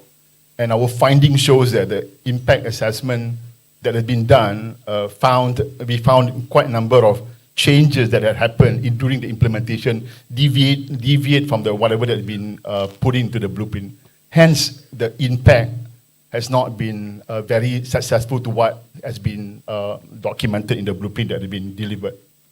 Now, I think to do impact assessment, more importantly, to understand what impact assessment element that we want to assess, right? There's survey that we need to do, there are questionnaires that need to be provided and so forth. And based on the surveys and outcome and the, whatever input that you have got, then more importantly, to take action upon it. We are very good sometimes in implementing the solution. We spend a lot of money, we employ a lot of people, we deliver good projects and so forth. Over the years, sometimes we forgot about the overall objective of what we need to do. Hence, the implementation very successful, but the maintenance, the support, and becomes a bit of an issue. So impact assessment, in conclusion, is very much an ongoing process, making sure that the benefits are realized on a continuous basis, and support, maintenance, and SLAs we need to be well defined post the implementations of whatever that's been delivered by the agencies or in any parties. Yeah. So a sustainable solution is exactly what you're referring to. Yeah. I have some questions from Slido from the audience, so I will share this with the panel. For Maimuna, there's a question about what's the role of IRDA in promoting digital for citizens in Iskandar and also Johor State as a whole.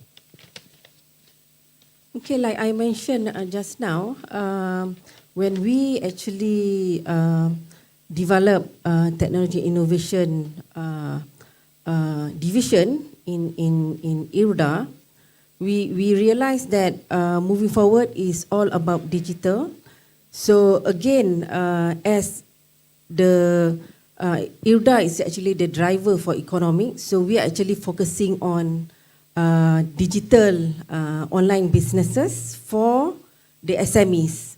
We've been working with SMEs for quite so long now. But what we are trying to do is actually to do digital transformation for this SME, and we realize that their challenges is actually exposure, one. Second is actually the infrastructure. And the second part is on economy, is actually on startups. I know that there are many ministry also do on startups, but looking at location of Johor Bahru, Johor to Singapore, we are currently working and collaboration with Singapore Government Agency under our Joint Ministry Council, and we are working with enterprise to look at how we can perhaps share startup, looking at the banking system, looking at the grants and so forth. Because I think I agree, Singapore is way advanced, so we are looking at how we can work together, how we can complement. I think for us to go beyond them, I think maybe now we are trailing behind, but how we can actually complement them, how we can actually work with them to ensure that maybe we can have joint startup that with an address in Johor Bahru, Iskandar, Malaysia, as well as in Singapore, so that we can share the grading or the accreditation and so forth. It's a challenge, but I think that we should start a baby step working with them. That's what we are doing currently. Thank you so much. We have about 10 minutes more for this Q&A session, so keep the questions coming. I'm seeing you submit your questions, so thank you so much. We have a question here for maybe the panel, talking about our earlier conversation about data collection and sharing of data across agencies. The question here is, what about data update? I think this means, is it maintaining the accuracy of data, right? And what's the best way to ensure that this data remains usable for a period of time? Okay, so I'm seated here, so I can't, if it went down that way, I would say, yeah, I agree with what everyone said, but, I'm seated here, so I have to give, insights on this. I think as in response to the question, when they talk about data update, I think it's a question of how do you ensure that data that is collected today still remains relevant down the line? So it's all a question about data lifecycle management. Right, so I think this is something that agencies have to be aware of when they are collecting data. There's so many data collection points. Ministry of Health, that's data. Ministry of ICT, that's data. Ministry of Agriculture or Economy, that's another hundreds of data points, if you will. But I think, again, this to me, that is a question of governance, right? So if you have this national level sort of mandate that says that, okay, we are striving to attain a certain target, we are trying to do this, and then it is up to the different ministries themselves to say, okay, how can we support that goal? What sort of data do we need to collect? How do we collect it? How do we standardize it in accordance with regulations that can ensure that it still remains relevant for not just the national level, but down the line in support of all these national level objectives? So I think it's a question of having the appropriate governance structure and data management lifecycle procedures.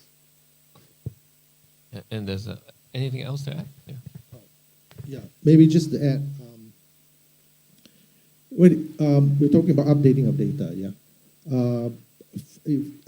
taking from the perspective of the federal government, the federal government is obligated to submit data to the United Nations, especially the United Nations, on a regular basis.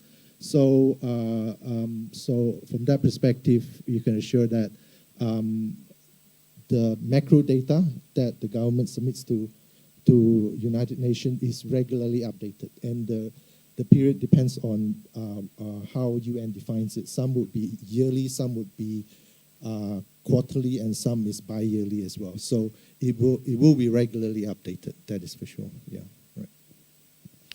Yeah. Probably I just have to wear my consulting hat here. So managing data, updating data, they're doing your own governance. They're doing your own framework, right? Framework, they're very methodological, right? Data being processed, data being managed, data being operated. What is the right data policy? What is the right who are the champion? Who are the data owner? Who are the source and all that? As long as this whole governance, framework is well understood within an organization, an update should not be an issue, right? This has been done a lot. We have talked about government agencies, ministries, and so forth, right? Imagine we are dealing with bank. Bank has a lot of confidential data, a lot of monetary data, transactional data that need to be managed. That is even more complex in that nature. So dia pun sama juga. Dia ada their own governance, ada their own framework, and so forth. So an update is an element of the data. The overall framework on how data are being managed and operate. You have to have the champion. You know who are the owner. You know when to be updated. You know when you need to have all the cadence of meetings to make sure that everybody is consistent in all the elements of the governance that you want to do. Yeah. Yeah, and a follow-up question, and these are two questions. One's about facilitating, what are the ways to facilitate data migration? Because the backdrop to this question is talking about how there's a lot of manual collection. I think we talked about that earlier, of data. And it's a labor-intensive process. So what are the best ways to facilitate data migration? The second part of this is in terms of alleviating privacy concerns, right? In terms of managing and processing data and sharing data. So at the federal level or state level, are the governments considering privacy preserving or anonymization tools or measures like that? So two parts. Yeah. Maybe we could go down the other way this time around. Let me answer on the first one based on our experience. To us, Johor needs to do data standardization real quick because I think when we talk about even GIS layering, although we know that we have Johor, but some of the layers are still not the same. So we are having problem to migrate some of the information. And I think what I've mentioned just now is about seamless data migration, developing API with that government agency that you want to link with. If we can actually do that, and if we can find a way to accelerate that, then it will be wonderful when we talk about data sharing. Right. I think as far as the privacy framework is concerned, I think if I'm not mistaken, the federal Mampu and DOSM would have already have some form of framework in place. But as far as the tools is concerned, in terms of migration from manual to auto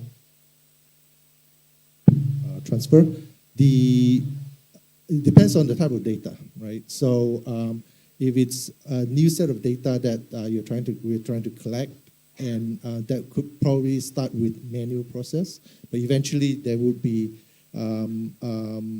eventually you would have to do some kind of automated approach in collecting the data. Once the type of data has been finalized and been determined to be the one that you really want to collect. Yeah.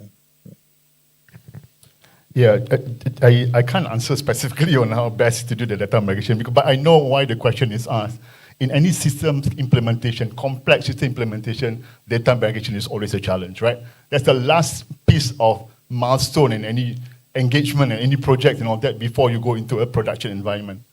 But then again, data migrations, we can talk about tools. There are a lot of tools in the market that actually allows you to do a seamless data migration. But a combined data migration exercise is about tools as well as eyeballing on all the data. There must be a lot of oversight. There must be a lot of physical or looking into the specific data that needs to be migrated. What sort of cycles of data that need to be migrated. So a bit, as I said, I won't be able to tell you specifically how successful data migration can be done, but there are process, procedures, and so forth. Tools is one, people involvement is going to be one, and then the cycles of data to be migrated are going to be one, and so forth. Hence, that reduce the unsuccessful process of data migrations. I think that it is what it is. That's how data migration is being done at this point of time. But try your best to minimize all the challenges and so forth. Not to say that a lot of successful data migration exercise has been done over time because of capability of the tools that people bring in or introduce to the market. Yeah. Yeah, actually that question about data migration is actually a technical question, but I'm going to tackle it because I'm also happen to be technically trained. So I think very important is for governments to understand what sort of data are you collecting? Why? Because I'm going to highlight to you the idea or an example from around 1 year ago when I was in Southern Africa, somewhere in the region, working with the government there to work on their digital health strategy. And here I would highlight the example, the case of data standards, international data standards. When we talk about migration, having that data standards is very important. Why? Because you go to the government and they said that, okay, we have all these, databases, all these unintegrated and disparate, databases, and we would like, to migrate them onto a central unified platform that can give us, insights into, say, for example, epidemic reporting, where we know when an epidemic is coming, when there's a lot of cases.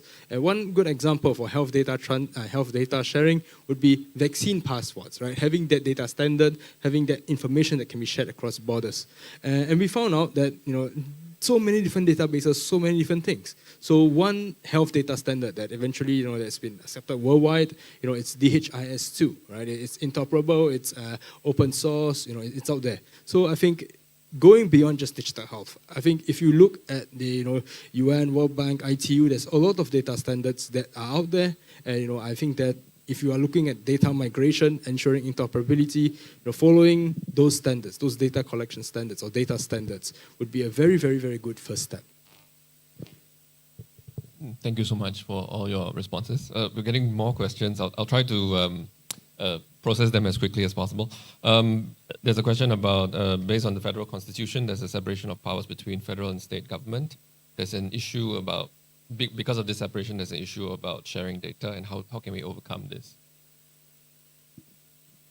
We should wait for PADU to complete their study so that we understand how we can actually do that. Yeah, because I think when we look at Mampu Data Policy, it's just a policy. But I think with PADU, hopefully we can really understand how we can actually share data with each other. I mean, you might want to Google PADU to really understand. I cannot say. Maybe you can give a little bit on that. Yeah, I kind of echo what the point is saying. Perhaps the best person to address that would be Mampu or Dawson. Yeah, Mampu and Dawson. Go ahead. Yeah, but I think it's good since we are already embarking on this data journey. For them to do that, I hope that it will also help us to really understand how we can move forward together. So going back to our theme of also sustainability, there's a question about data centers. I think this is a question about generally digitalization, right? There'll be power consumption, there'll be certain practices which may lead to a higher carbon footprint. And how do we balance the benefits of digitalization with sustainability? Is that something we can? Yeah, very difficult. Yeah, we try to finish this. Yeah. Okay, so this actually, just to promote the work of the Tony Blair Institute for a bit, is actually an upcoming work stream that we are doing on the topic of sustainable AI, right? So I think in a long story short, in just one sentence, I think, balancing between, mitigating carbon emissions and the need for, digital economic or digital development is something that government needs to look at in terms of 3 different pillars. So the first one would be infrastructure. How do you make sustainable infrastructure? How do you reduce excess materials, excess server racks? How do you optimize your resource usage? The second one is how do you have the policies in place? Like I said, governance, standards. How do you ensure that, put in place incentives for these operators, to reduce their carbon emissions and energy use. And the third one, to build this culture around sustainability, around digital sustainability. So in a nutshell, those are those 3 pillars. Okay, so I think we'll have to get to the last question because we are running out of time. So I'll just put together this question. So having heard everything that our panelists have discussed today, the question is looking forward, what's the vision for a citizen-centric Johor powered by data in the next 5 to 10 years? So this is kind of looking forward, looking into crystal ball. And also the broader question is how do we continue to build collaboration between public and private? Not just in Johor, but whether it's all of Malaysia or just beyond borders as well. Maybe one final thought. Yeah. Okay, one final thought is that there's a wealth of expertise in the private sector. Governments, if they're able to tap upon that wealth of expertise, I think they are very, very well placed to succeed. My thought would be that all government agency in their website, they should put in user-friendly information on whatever data that you collect and how citizens can actually benefit from it, for them to really understand how it works. A clear notice. Yeah. I think one of the approach could be all the private sector players comes together as a group. Might actually, we did something similar for the rail industries and ship building, ship repair industry and so forth. That where we gather all the local players together as a group, and then engage the government as a group.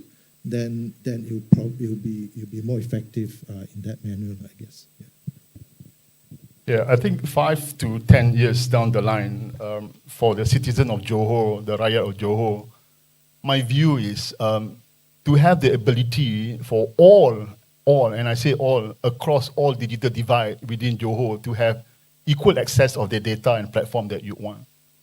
See, sometimes we talked about all the facilities in the platform, we can do this, we can perform transactions and so forth, but we forgot that when we say all, it must cut across the various digital divide groups, right? The elderlies, the OKUs, the children, the women, or whoever else, right? Making sure that they have equal access to the data, information, and processing of the right transaction that they want that can benefit them. So that would be what would be benefiting the Rakyat of Johor over the next 5 to 10 years. And of course, all this will be translated into better quality of life for Johor citizens.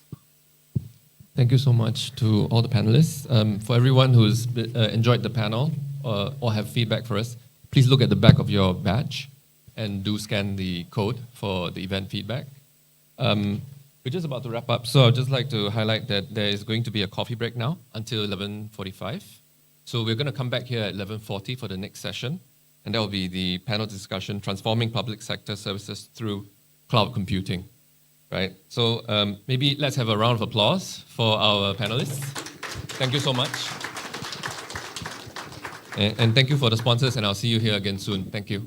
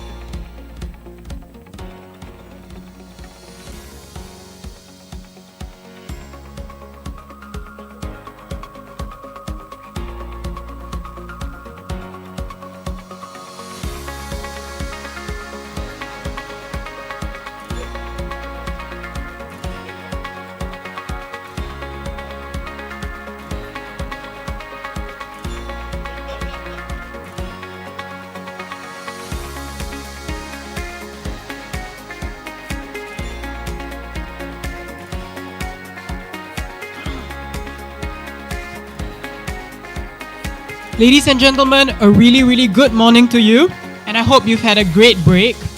We're about to start our next panel session, Transforming Public Sector Services Through Cloud Computing. So I'd like to welcome you to this final panel of this year's Johor Conversations before we move into our lunch. And I'm Yogesh, Senior Reporter at GovInsider. I'll be moderating this panel. The Malaysian government is looking to tap on cloud services through the government cloud, which combines services from MyGov Cloud at PDSA and the public cloud service providers. Cloud computing has the ability to revolutionize public services, enhance efficiency, and improve citizen experiences in Johor's public services.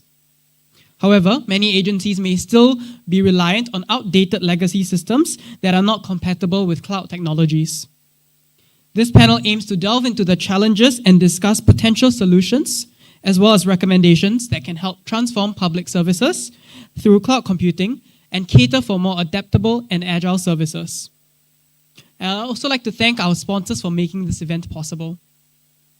Now, today's panelists include Budiman Bujang, Head of Digital Strategy and Enterprise Architecture at Johor Corporation; Fabian Bigar, Chief Executive Officer at MyDigital; Irwan Murdani Wan Mohamad, Head of Digital Enablers, Malaysian Digital Economy Corporation; and Muhammad Azril Mukris, Account Director, State and Local Government at Google. May I please invite the panelists on stage?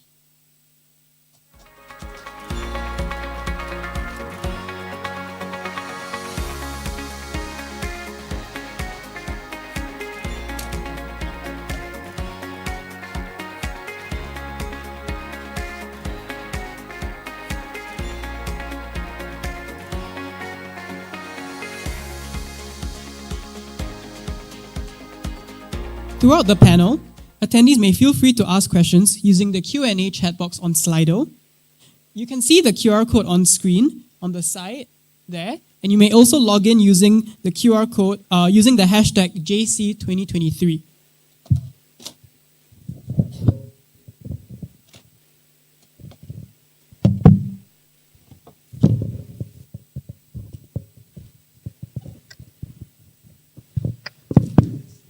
So this panel will last an hour and 10 minutes until about 1 p.m. And I'm excited for this really fascinating panel discussion. So let's keep our answers short and snappy. And I'd like to encourage the panelists to ask each other questions as well. So first off, I'd like to start by asking the panelists to give a quick introduction of yourselves. Perhaps you can start with Budi. Hi. Hello. Good afternoon, everyone. Good morning, actually. So, I'm Budiman Bujang. I'm the Head of Digital Strategy and Enterprise Architecture for Johor Corporation. I've been with Johor for about a year and a half right now. So a lot of things, exciting things that I would like to share with you guys today, especially on the topic of cloud computing. I'll just say good afternoon. I moved my watch 10 minutes faster, so good afternoon to all of you. And I'm Fabian Bigar. Earlier on, you saw me standing there. I'm from MyDigital. Actually, MyDigital is a very little known government agency. We are not front-facing, meaning we don't deal with the private sector openly. We don't give grants. We don't give. You don't have to apply anything from us because we sit in the background. But we are the secretariat for the National Digital Economy and for our council. Thank you. Assalamualaikum and very good morning. My watch is not as advanced as Fabian. So, my name is Wan Murdani. I'm from Malaysia Digital Economy Corporation, MDEC. So, I'm looking into the digital enablers, which among others include the digital infrastructure, technology ecosystem, talent, funding ecosystem, and regulatory facilitation. So we as an agency, we drive the digital economy. Obviously, we work closely with MyDigital and other agencies as well in driving the national digital agenda. Thank you. Assalamualaikum warahmatullahi wabarakatuh. My name is Long. Actually, I wanted to cut it short to only Mukris. Got nothing to do with Mukris Mahathir, just Mukris. So I'm basically the account director from Google Malaysia. I've been in Google for almost 2 years, about 20 odd months. And Google Malaysia public sector team actually has been formed approximately around 3 years ago. And the key element and achievement from Google Cloud Malaysia has been for the last maybe 2.5 years, we basically has acquired and helped the MOE, Ministers of Education, where we transform and we currently host almost 6 million students on our platform together with our key partners, Awantech, who is also a sponsor of the event today, and almost 400 plus over thousands civil servants are currently also running on our cloud platform as well. So that is a key of achievement between Google Cloud Malaysia and what we have contributed and be part of the current public sector's journey in Malaysia. So I wanted to start just with that first. Thank you so much to the panelists. Before we get into the weeds of how we can transform public services, let's begin by, I guess, setting the context about cloud computing, especially in Malaysia. So perhaps we can start with one. So why did Malaysia decide to adopt a cloud-first strategy? And what lessons did the agency take from the experience of other countries? Do you have any case studies to share within Malaysia of how cloud computing is already creating transformational change? So, okay, I think if we look at the cloud, there are so many digital technologies that is powering digital economy. So, cloud is, as I see, is horizontal enablers. So, when we started to look into this thing back in 2012, we believe that as a country, we need to push the cloud adoption because we believe that it can accelerate digital transformation. So, but in doing so, obviously, we were not the first one. UK started in 2010. US started in 2010. Australia started in 2013, and UK started in 2014. So, at that time, those governments were racing against the time to make sure that they can transform digitally at a faster rate. So, if you look at what Malaysia did, we had to really analyze what were the baseline at that time, what kind of readiness in terms of cloud adoption within government sectors at that time. So it was not quite high at that time because most of the procurement of the ICT services were not based on the cloud. So we had a discussion with Mampu, with other stakeholders on how do we uplift that kind of capability in terms of cloud adoption. So that's where that has initiated our call to pursue the cloud-first strategy, which was put up to the cabinet finally in 2020, finally, after a few years of discussion with all the stakeholders. So we put up the cabinet paper together under our ministry, then the communication MRTBI ministry, now it's communication and digital ministry, for the government to be able to adopt cloud. So it was a journey. So that's how it was started. But obviously, adopting cloud is not as easy as we thought because it requires a new guidelines, a new circulars, a new procurement policies, and other range of policy changes that has to be there for the government agencies to adopt cloud. So that's my setting the context in terms of how do we start this thing. Thanks so much. And I know, Fabian, earlier you mentioned as part of the Malaysia Digital Economy Blueprint, the transformation of public services through cloud computing was earmarked as a key strategic initiative.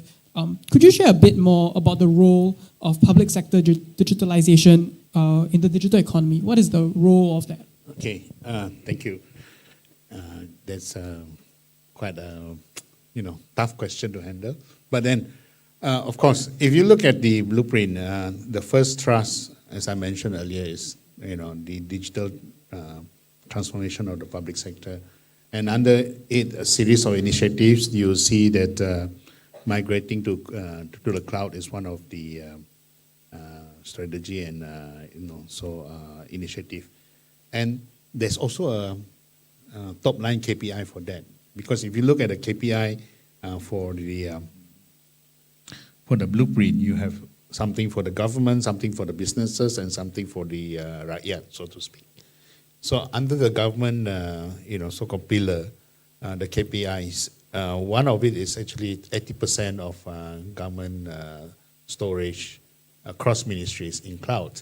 But how it's measured now, I mean, I think there's something that we need to address is by the storage size. It's not about the usage across. So I think that it's a matter of interpretation that we have to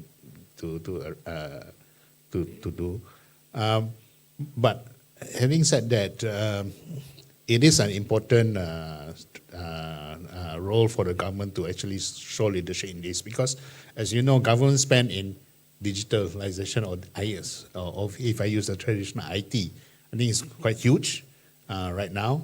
And of course, migrating to cloud will probably be so-called less costly to the government. But then I also, for those of you who are from the real government departments, meaning still using warrants and votes, you know that actually when you use cloud, it's no longer a development budget, right? Because you are already using it as a service. So when you are using it as a service, it's actually for those in yang guna bahasa what do you call it, this, belanja orang kerajaan, is belanja mengurus or operating budget. Operating budget, unlike development budget, is not earmarked. So that will be a challenge for you, because it becomes a pool of funds under one specific object 29, procurement of services. It can mean anything. So you may get diluted there, but that's one that's a different challenge. But I need to say it out. So, but having said that, yes, it's an important step for government to take to show some leadership, because they are the biggest spender, and also to facilitate the citizen-centric services, because it can be a lot more efficient. And in the age of AI, I think you cannot run away from that. Thanks so much. How far along would you say the federal government is when it comes to adopting the cloud? Okay, I can't give you the metrics because now it's measured by storage size. I think that has to change. That you have to look at the usage, actual usage in department, and it also differs from between departments. You see, some of the so-called data-heavy ministries, for example, MOH, right? They have a big data warehouse there. Probably, these are the agencies that will actually consume more of this so-called cloud space, so to speak. Thank you. I think, Budi, how far along is Jacob when it comes to migrating to the cloud? And what are some of the benefits Jacob has seen so far? Jacob has this sort of specific vision for digital, which is 100% decision making through analytics. So having said that, we are transforming from a data-driven organization to a value-driven organization. So any digital initiatives will be kind of mapped towards some certain value towards the business. So Fabian has already touched on cost. So IT has always been that belief by any other business function that IT is a cost. But it's actually a department or a business function which can actually complement the revenue side of things. So cloud adoption is somewhat complementing that.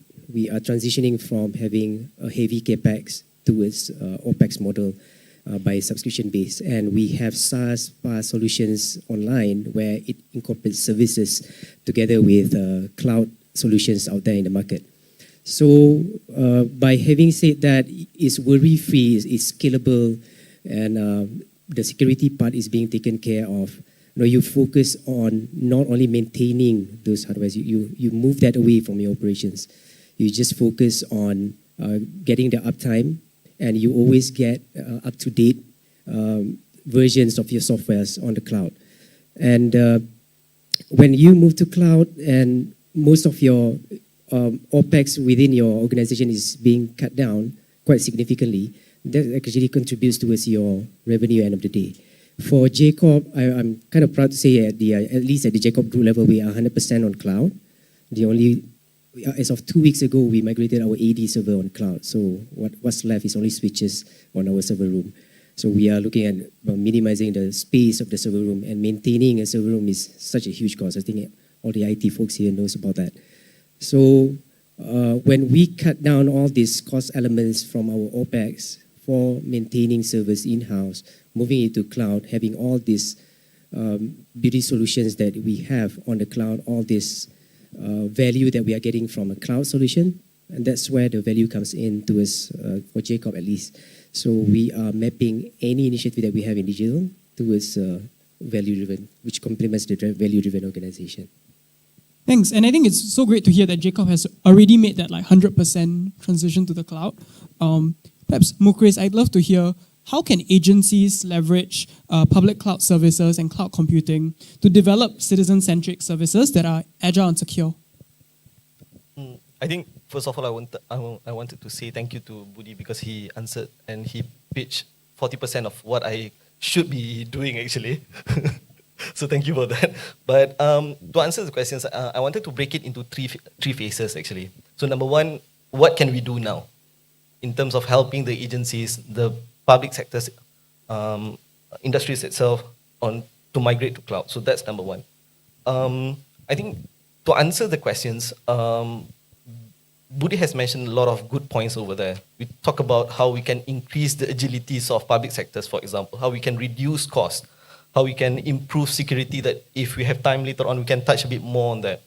How we can increase transparencies and efficiencies itself. At the end of the day, the whole objectives of migrating to cloud is basically to create a better engagement between the public sectors, civil servant, with the citizens itself, so that the citizen can feel the impact of your public services itself. So that's the whole goal of it. So that's what we can do now, what we can talk about, how we can migrate, how we can do assessment on your current infra.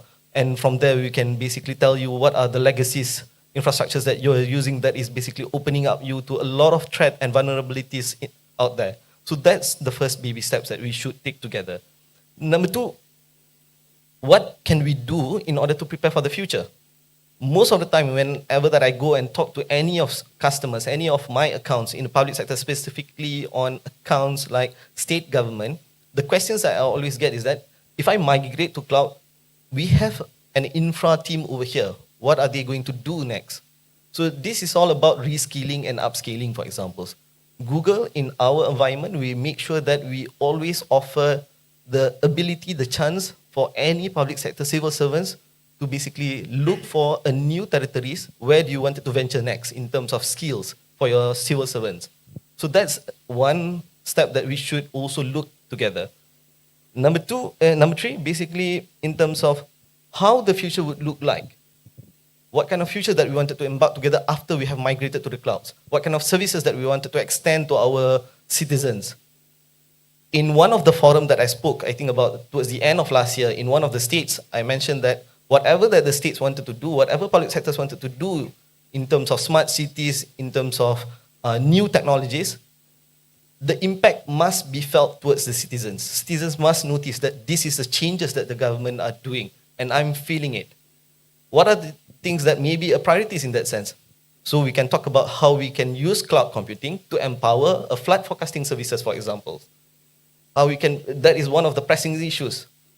Climate change is here.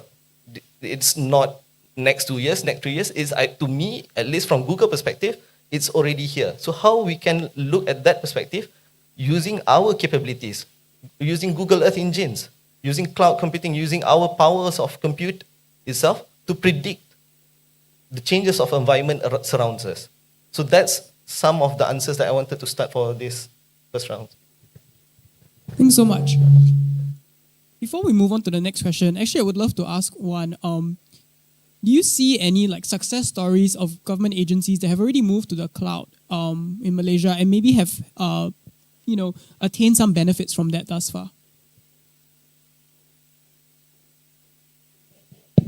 Okay, we do not have any specific numbers in terms of the which government agencies, but we do recognize that there are some agencies, for example, like JPJ, even LHDN, who have embarked on the usage of the cloud. So if you look at the cloud, you have a different layer of services. You have infrastructure as services, you have platform as services, and you have software as services.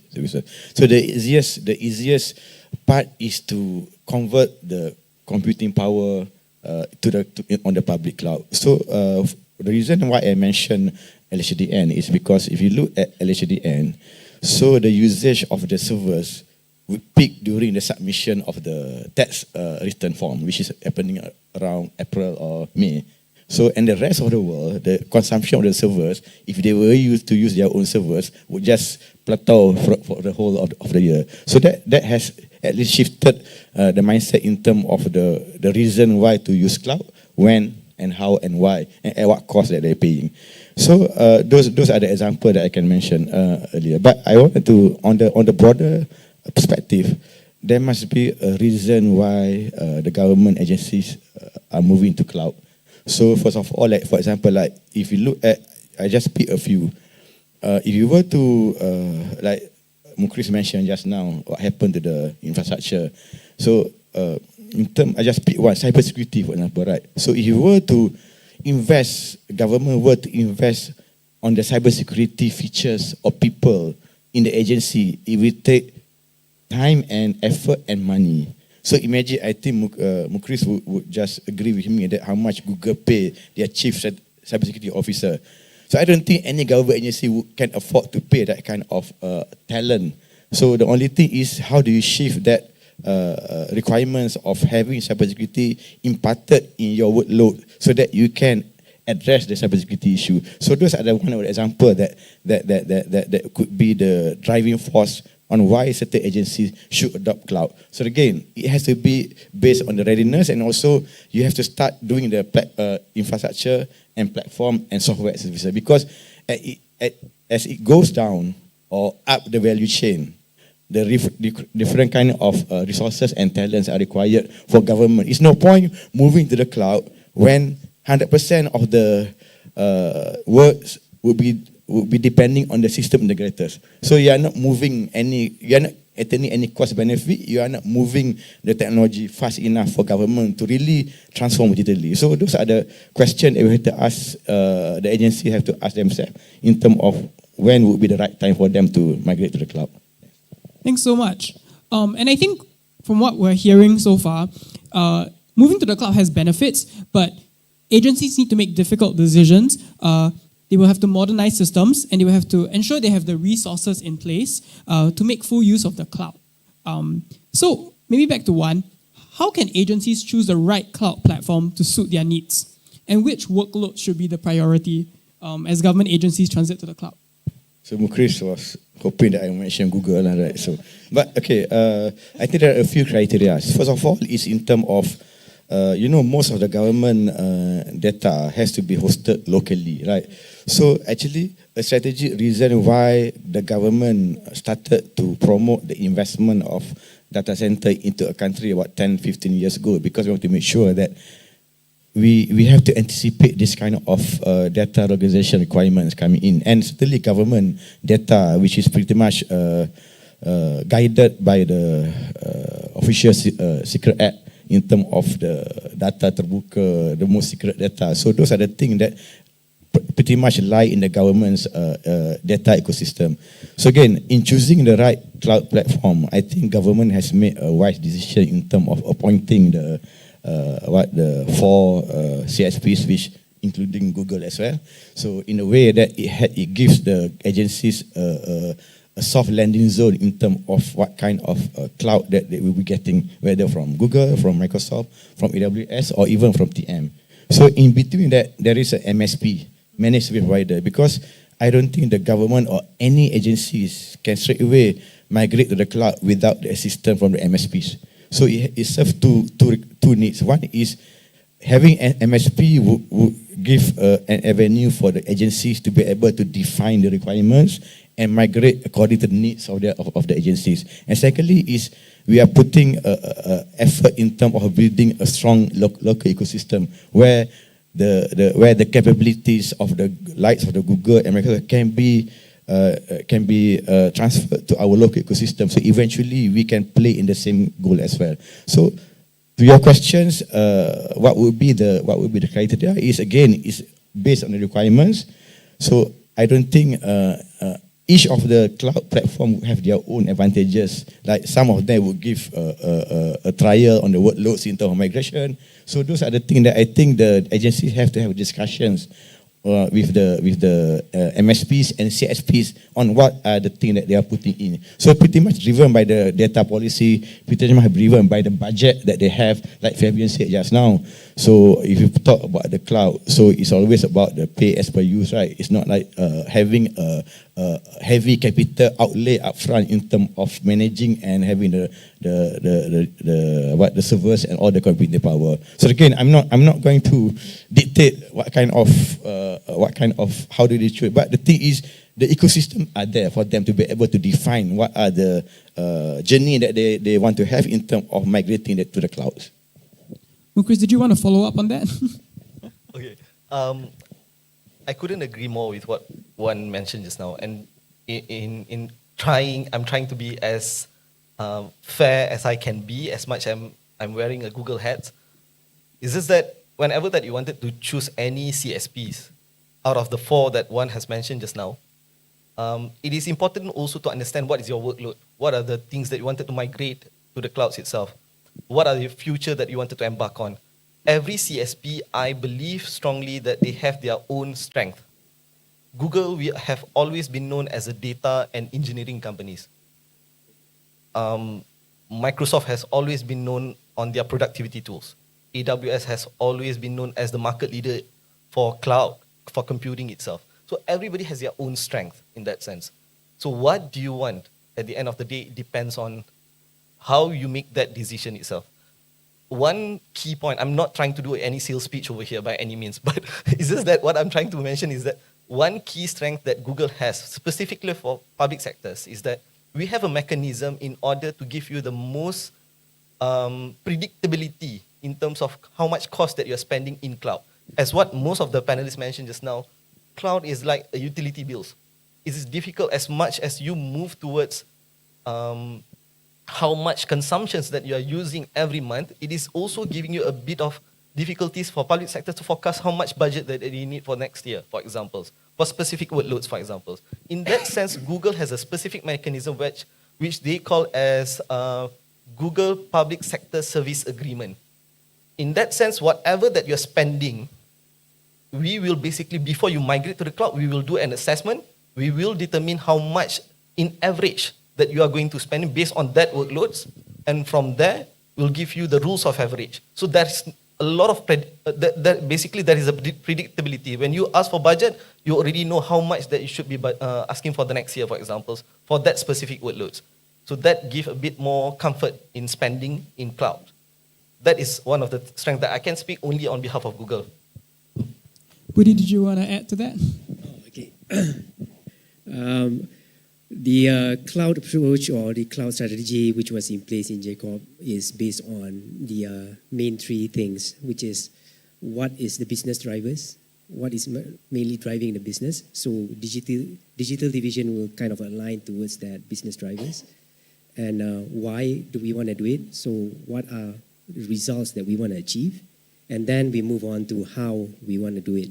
So these 3 things has been asked, the main 3 questions that we've been asking for any digital approach that we want to have. So relating to the question, well, to which cloud providers, I think when we were doing our assessment is based on these 3 things. And we take a look at our digital ecosystem and focusing on integration and collaboration throughout Jacob as a group. That includes our verticals as well, the investee companies, how well we can synergize the whole Jacob as a group. Not only at Jacob as the mothership, but as well as integrating towards our verticals as well. So that, for you guys, when you are considering to go to cloud, that is something that you need to consider heavily because the people within your organization needs to be well integrated and collaborated. That is where the value comes in, where everything can be shared seamlessly, and that will increase the efficiency of your people as well. So the digital empowerment that we are driving right now in Jacob emphasizes on another 3, which is people, process, and innovation. So this 3 is being synergized together whenever we want to consider any digital tools or a digital approach that we want to go in the future.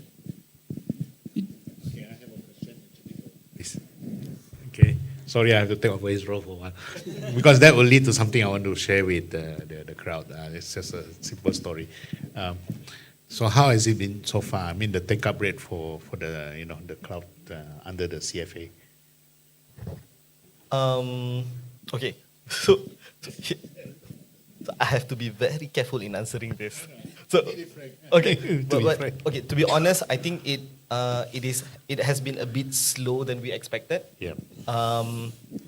We expect from the CFA itself, it will help to speed up in terms of procurement processes, streamline it to a certain extent. But I think what most important is that from the CFA, this is the first round of the CFA, and I think everybody, including Mampu themselves, is trying to learn and how we can basically strengthen CFA along the way as well. That is the most key important.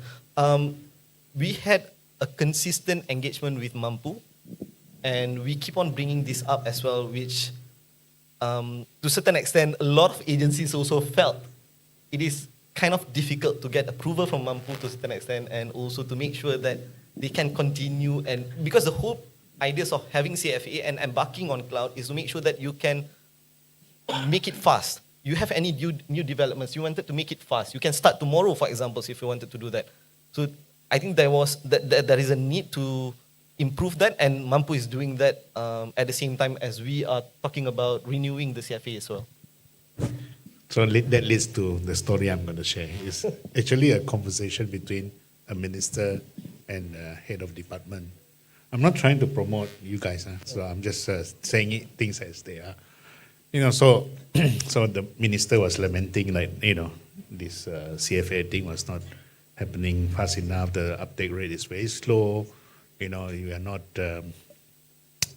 holding on the part of the bargain, so to speak. So the answer that I put face palm is keselamatan. Okay, the officer said, "Oh, ini soal keselamatan." The minister looked at her. It's her. If any attack were to happen, your server will be gone first, not theirs. They have a reputation to take care of. They have been servicing governments all over the world. Do you think you are better than them? Cybersecurity-wise, that was the story. So I guess you have to think about it.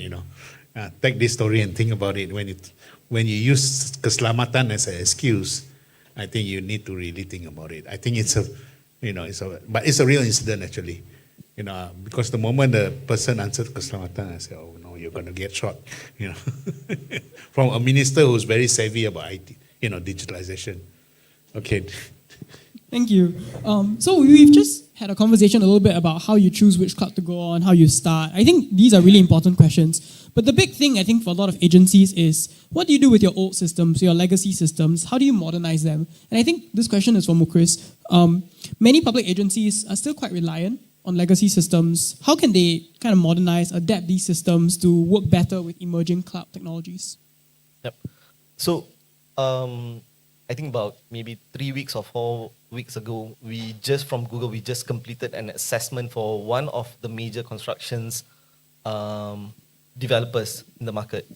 When this assessment, basically, we go into their environment, we do a proper assessment on their current infrastructures, we uncover 400 plus over servers and VMs, and of that 400 servers and VMs, only about 100 plus over that is currently running active and currently running on proper patches, security updates, and so on and so forth.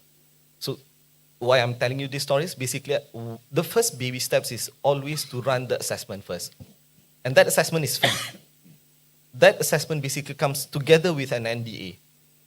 That assessment is very important so that we can understand what is your infrastructure, any applications, whatever workloads that you are running, is it running on any legacy infrastructures? What did you need to do next in order to secure that workloads, for example? So that has always been the baby steps in order for you to migrate to cloud. And what do you need to do with any of your legacy infrastructures in that sense? So that is always what I will always suggest. So number 2, once we have that reporting, we then can sit down together with you trying to understand what is your priorities. What are the things that is basically maybe sensitive to you. So that tabletop exercise to a certain extent are very important for us, for our partners, for our MSPs, and for you particularly, for public sectors particularly, in order for you to understand what is the impact, what is the plan in that sense, right? So that's number two. Number three, I think it is also important whenever that we talk about infrastructure modernizations, we also need to speak about application modernizations as well. And whatever that you wanted to do in order after you have migrated to the cloud, we need to look at that applications as well, how we can modernize that applications and make sure that it's also future-proof to a certain extent. Lastly, I think it is also important trying to go back to the point that one mentioned just now about the CFA, about cloud-first initiatives. Whatever new applications that you wanted to build, I think it is very important to make sure that it is also built in a cloud-native environment. The application must be built in cloud-native environment so that it can, after that, it doesn't need to be migrated to cloud when it was built in the first place in a cloud straight away. So that is some of the key points. And I think ultimately it goes back to one of the key items that we have discussed earlier. Choose your cloud service provider wisely. Choose your partners that you wanted to work wisely as well, the MSPs. And from there, you'll be able to get a better advice. Thanks so much. And I think on this topic of cloud-native applications, what are some of the benefits when you migrate or modernize your applications in that way? And this question goes to anyone who may want to share on that. What are some of the benefits you can get when you do that kind of modernization? So I think, to me, honestly, I think the most important thing is the scalabilities. One talk about the peak of LHDN, for example, so whenever that around April or March when we submitted our tax returns. So that scalability itself, we wanted to make sure that there is no downtime, unnecessary downtime when that happens. I always give these examples. Remember when we wanted to register for our vaccinations of AstraZeneca for the second time, if I'm not mistaken, during the pandemic, the application, the website was crashing down. So that are the things that we wanted to make sure that we can avoid. That is the ultimate benefits that we should be looking at. The scalabilities of cloud computing. Whenever that you need the power, it's there. Whenever that you don't need the power, it's scaled down. Your investment are not t-shirt size to a certain extent. So that's what I think should be the Thanks. I think, Budi, did you want to add to that? Yeah, since we are already kind of cloud first, we are driving cloud first anyway in our part of our digital strategy. And we are moving away from thinking about what cloud has to offer. We already realized those values. So we go beyond that, where we look into integration and collaboration between these apps. So all these cloud native softwares out there in the cloud, how well is it integrated between one app to another? There are tons of vendors out there in the cloud solutions sphere, right? So if something neglects that portion of integration, then something would be slowing down the business processes. So we want to increase the business efficiency, right? So by having this integration through APIs, or if the system is within the same ecosystem, that is the best anyway. So, but the main thing about integration is by increasing efficiency, we are not really looking into getting the data fast, but we are looking into getting the right data fast. Whoever can come out with the right data fast quickly is someone who is ahead of the game. So we are no longer looking at our historical data that much. We are trying our level best to embed AI and predict what's coming in the future based on the changes in the market. So if we are well prepared for the future, we are not looking into historical anymore. We look into the future. We are able to predict. That's how you go a step ahead from your competitors. You are able to predict precisely what's going to happen, and when you are ahead of the game, then your competitors will just be ahead all the time. So integration within the cloud native system is quite crucial. Thanks so much. And I think that answers an earlier question that was spoken about during the previous panel about how you ensure your data stays up to date and relevant. So I think that was a really useful answer. I'm not sure if you wanted to add something to what they were saying? It seems like you wanted to. Oh. I just want to add what Mukri said just now on the. Again, back to what Fabian said just now on the cybersecurity, right? So again, just to share a story of the challenges that we had earlier in propagating the cloud-first strategy. So the word public cloud was a taboo at that time because public cloud was perceived as the most non-secure platform for any government workload. Right? So I remember when we were talking about this thing and we were asking government agency or regulator to share with us some of the documents, then they told us that, okay, I will send you over Gmail. But the Gmail was on the public cloud at that time, right? So the lesson is that the perception was so much deviated by the actual fact that the public cloud is much more secure than your own infrastructure or your own backyard, right? So because I think any compromise in the security of any public cloud, that would mean the end of business of that particular business, because the security is bread and butter of Google or AWS and or even Microsoft or any public cloud provider. So I think the appreciation of public cloud has started to get a little bit of progress, a slow, a painful progress. But I think again, thanks to the likes of CSPs, who I think we have engaged earlier in terms of giving the awareness on why certain things can be put on the public cloud. So again, it has moved the needle in terms of adoption. It's not there yet, but I think it's moving toward that direction. I just want to add on that thing, the story that I want to share.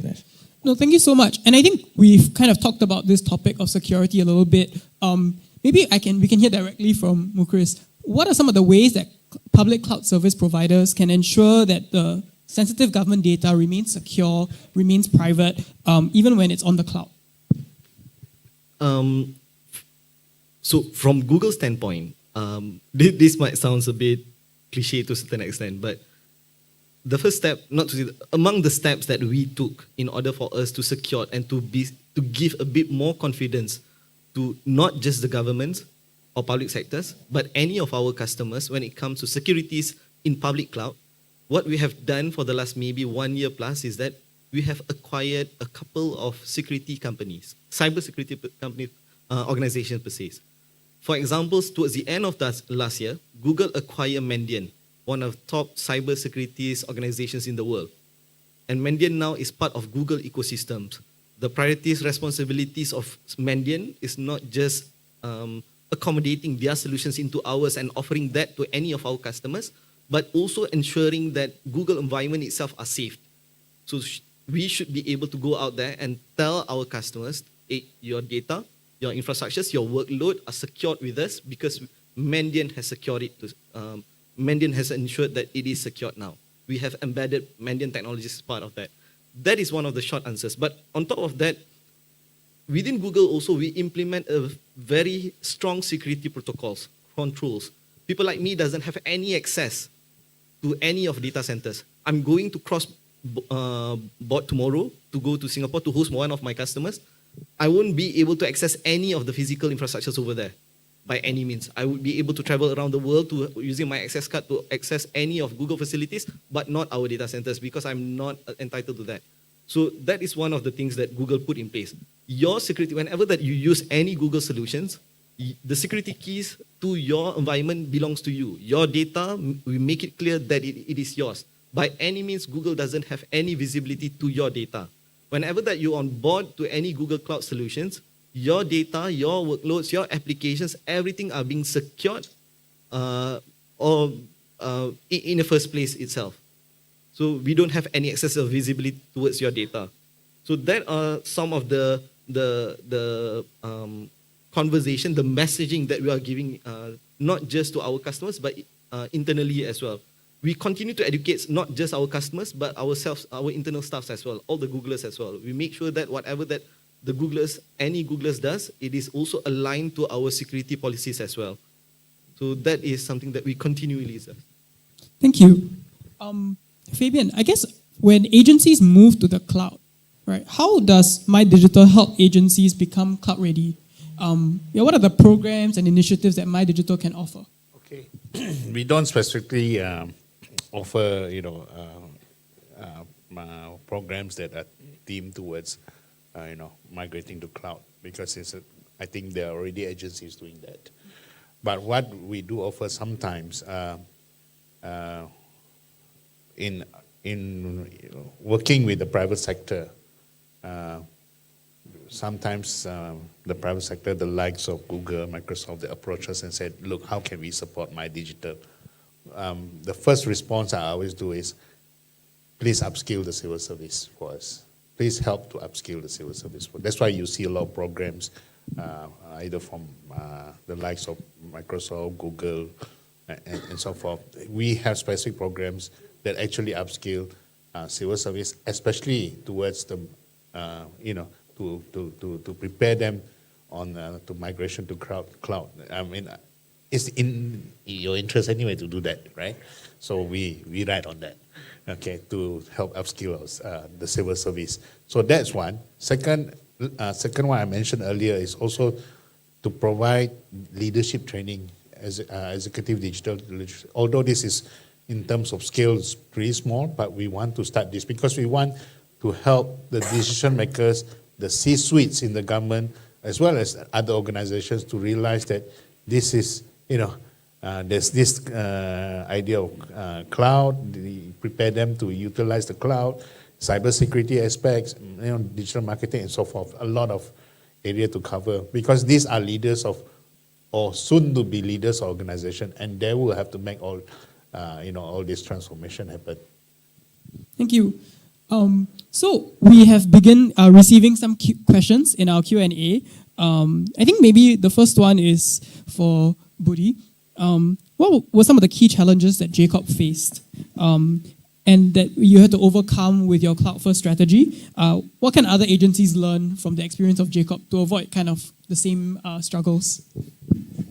I think the first challenge would be in terms of cost. So the way we assess how we can run the cost benefit by moving on-prem to cloud is taking into account all the OPEX which is tied to your current on-prem servers. So some people, some organization or some team will tend to compare on-prem with cloud just by comparing the hardware price and the cloud subscription services, which is totally wrong because OPEX is tied to the on-prem servers. Your electricity bills, the server room itself, the rental services, and all that comes into the OPEX for that particular on-prem service. And to take into account the services that you need when you are migrating or you are upgrading the hardware, server hardware itself, to move from the current platform to a newer server, that is the cost as well. So take those into account when you are running a cost-benefit analysis from moving on-prem to cloud. You can, I am quite confident that you will find that cloud will have better value in terms of the overall picture, which encompasses security as well, the software licenses, the up-to-date software that it has to offer for cloud solutions. That is one. Another challenges is on the when we are modernizing the apps, we need to modernize the people as well. So that aspect is often being neglected. So when you have so many technologies out there being embedded into your organization, you need to continuously drive the engagement with your employees, drive the awareness sessions with the employees as well. For example, for the likes of Jacob, we overcome those challenges by having tapao sessions. We have a lot of engagement sessions. We even have our own podcast within Jacob itself. So we drive this continuous engagement and awareness with the people in Jacob, so that they are aware on where the digital journey is driving them, what are the values that we are bringing in and all that. So the challenges, I would drive it down into these two, which is cost and people. And other than that would be, I can't think of any. I think these two are the main challenges, I would say, which can suspend the journey for a little while, but you can overcome it easily. So the lesson learned is for the people side of things, is drive the adoption and awareness program within the organization. For the cost, compare the cost holistically within our on-prem and the cloud solutions. Thanks. So I think on this question on people, how do we upskill people? How do we get them cloud ready? We actually have a question from the audience about what incentive is there for agencies to upskill their staff when agencies are still not yet totally ready for to embrace cloud in a more comprehensive way. And I guess it's a kind of chicken and egg question, which comes first, the people or the approach. But I'm curious whether Juan or Fabian, you have a response to that. Okay, let me answer this into perspective, right? So the training or capability development in that sense, right? So the first one is in order for agency to appreciate the knowledge and skill set required for them to be able to migrate to cloud is to understand what are the demand, right? So one of the things that we do is more on what we call the innovation program, where we define what are the challenges from the public sector, for example, right, or any other sectors. So once you define what are the challenges that lies in that public sector, then it gives a momentum for the agency to be able to drive an initiative to solve that thing. So this is where we work closely with industry partners, with CSPs, in understanding and defining that challenges and what will be the potential solutions that the cloud can offer to that, in addressing that challenges. This is where the agencies would then send the right people to be part of that journey, for them to be able to learn and understand what are the challenges, what will be the solution, what will be the technology that will be beneficial for them to be able to define what are the apps or services that can be defined with that thing. So that's one perspective that we do have that program as MDAT, because we want to make sure that the day is we want to drive innovation, we want to drive the demand, and we want to drive the adoption. So that is one platform that we can always have a conversation with any sector, public sector or any other critical sectors such as financial services and other things. And secondly is in terms of the direct training development. So in MDAT, we do have what we call a talent expert network, consisting of all the industry practitioners and professionals, which among others included the cloud and cybersecurity. We have about 391 courses listed in that directory skill that is relevant to the current need. So anyone encouraged to apply for that thing, where we do have some incentive for them to be able to complete certain courses that are relevant to the needs. So those are the two things that I think we can as a program that we can always have discussion on that thing. And the third thing is this is where I think what we have done earlier in terms of working together with CSPs. I'm putting not the pressure, and putting back the commitment that or offering that the CSPs can do. What we did last time was we have a specific collaboration with CSP in terms of them providing free credit to the agencies for them to be able to innovate and to be able for them to try out certain things. But obviously it has to be guided by the technical expertise from CSPs as well. So those are the things that will also uplift the capability of the agencies that will want to be in the cloud. So it has a flavor of experiential kind of developmental path, and also it has a classroom kind of thing. So it has to cover both aspects to make sure that we can always impart that kind of knowledge over the long run. Mukris, did you want to add to that? So from Google perspective, what we have done for the last maybe 20 plus odd months is that there are a few programs that we rolled out, not just to civil servants, but also to any individuals. I wanted to mention specifically on one program that we execute towards the end of last year and finished somewhere around the middle of this year, if I'm not mistaken. So the program called Google Gemilang. It is a certifications of Google certifications, consists of 5 courses. Unfortunately, this is not meant for civil servants, but I just wanted to highlight what are the things that Google has done to the market itself. So these Google Gemilang are being offered to B40s or underserved group within our communities. And Malaysia has been allocated almost 30,000 certifications for Malaysians, and we receive way more compared to Indonesia, who has basically done a lot more businesses compared to Malaysia at the time. So we are continuously investing in to the countries. A lot more programs will be coming up very soon as well. Gemilang 2.0 will be launched, if I'm not mistaken, towards the end of this year. Look out for the news alert on that. And from credit perspective, just wanted to also continue what one has mentioned just now. There's two perspectives that Google would be able to offer to you, any of the customers, whether in public sectors or in any industries. There is two types of credits. One, any credits related to building your landing zone or building your first workload infrastructures within Google. We are more than happy to help you with that, so that the first few months, or it will give you even the opportunity to play around, get yourself familiar with cloud. We are always there. Come talk to us, reach out to any of our partners, MSPs. Our MSPs are here as well, our tech. Reach out to them, we'll be able to help you with that.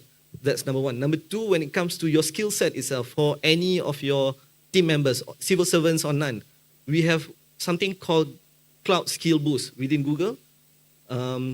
We will be able to extend the same credit to you as well, so that you'll be able to train yourself, take any classes, online classes, or maybe to stand exam certifications if needed as well. So do reach out to our partners. We're more than happy to. This is part of our commitment to the countries as well. And lastly, part of that, I just wanted to highlight this, if maybe some of you didn't know. Part of the commitment of that CFA as well, we have announced somewhere around August last year that we will be building our data centers here in Malaysia.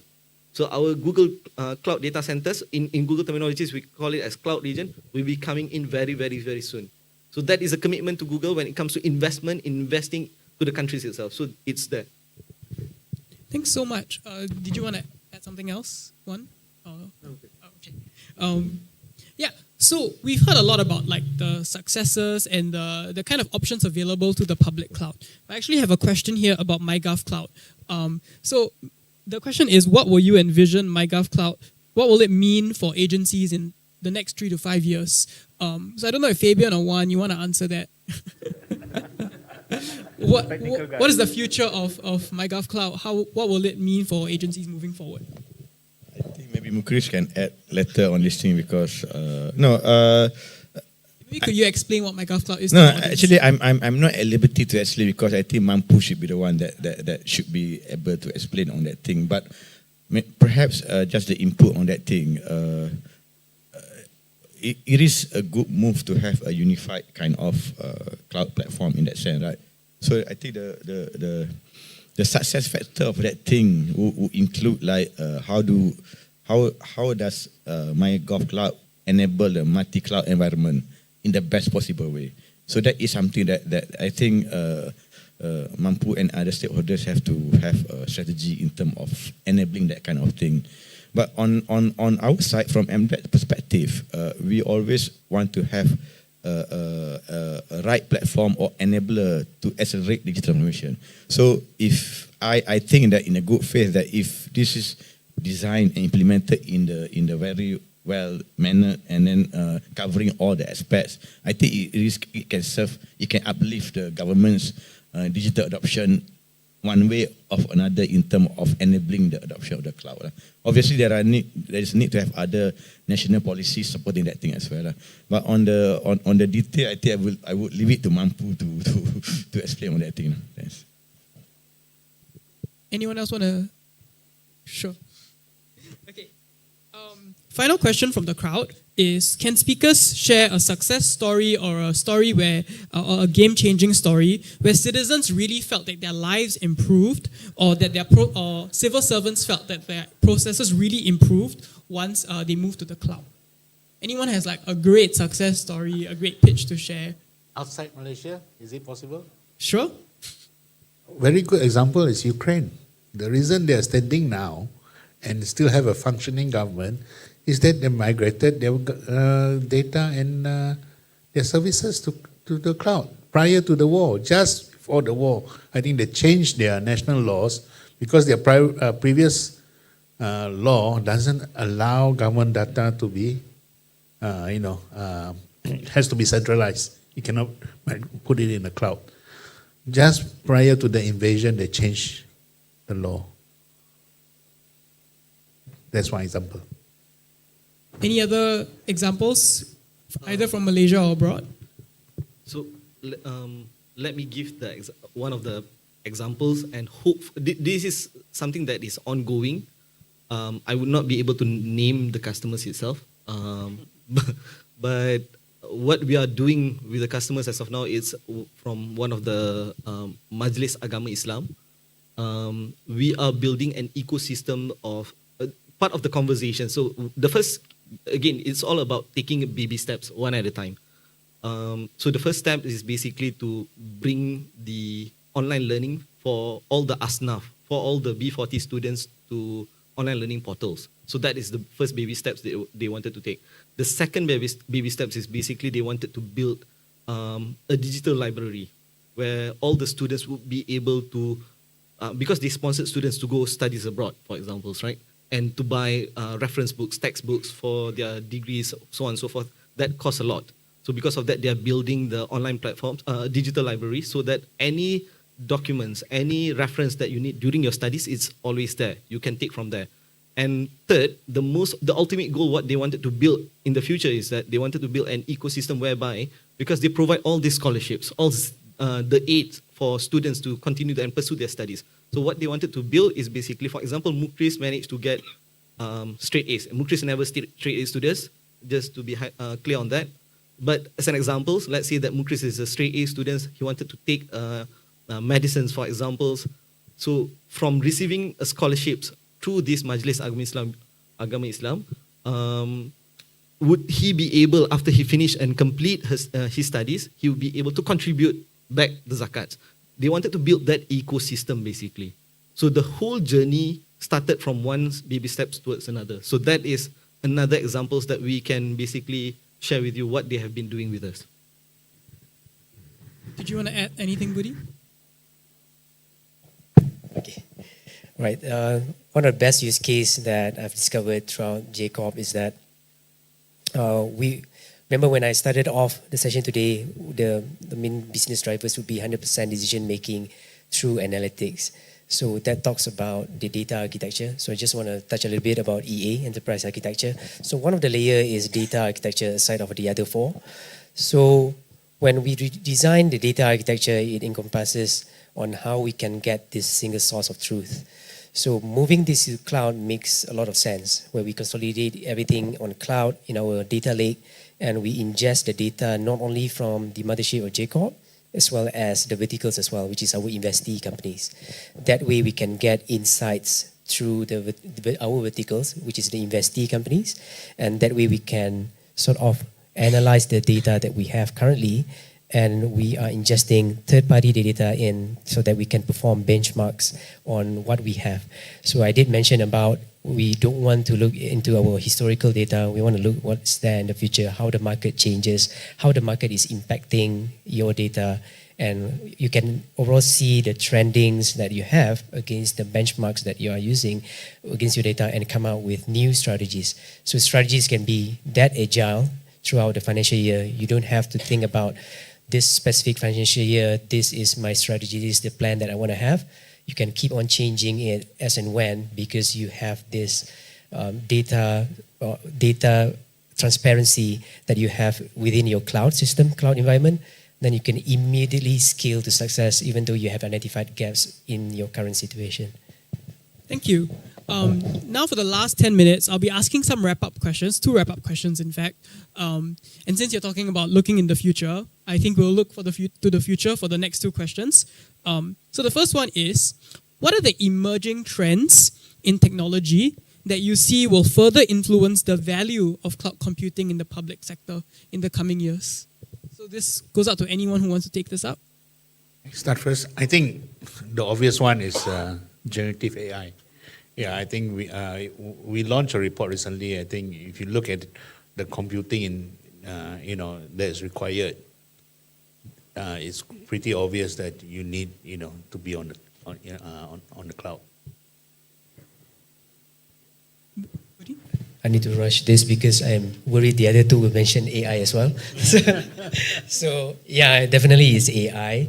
We have, I mean, in Jacob, we even explored on chatbots, which is sitting on top of GenAI. This is not a classic chatbot where you press 1 for English, press 2 for BM, right? So this chatbot is using your natural language processing so that we can type as per normal, but it responds based on the data that you have.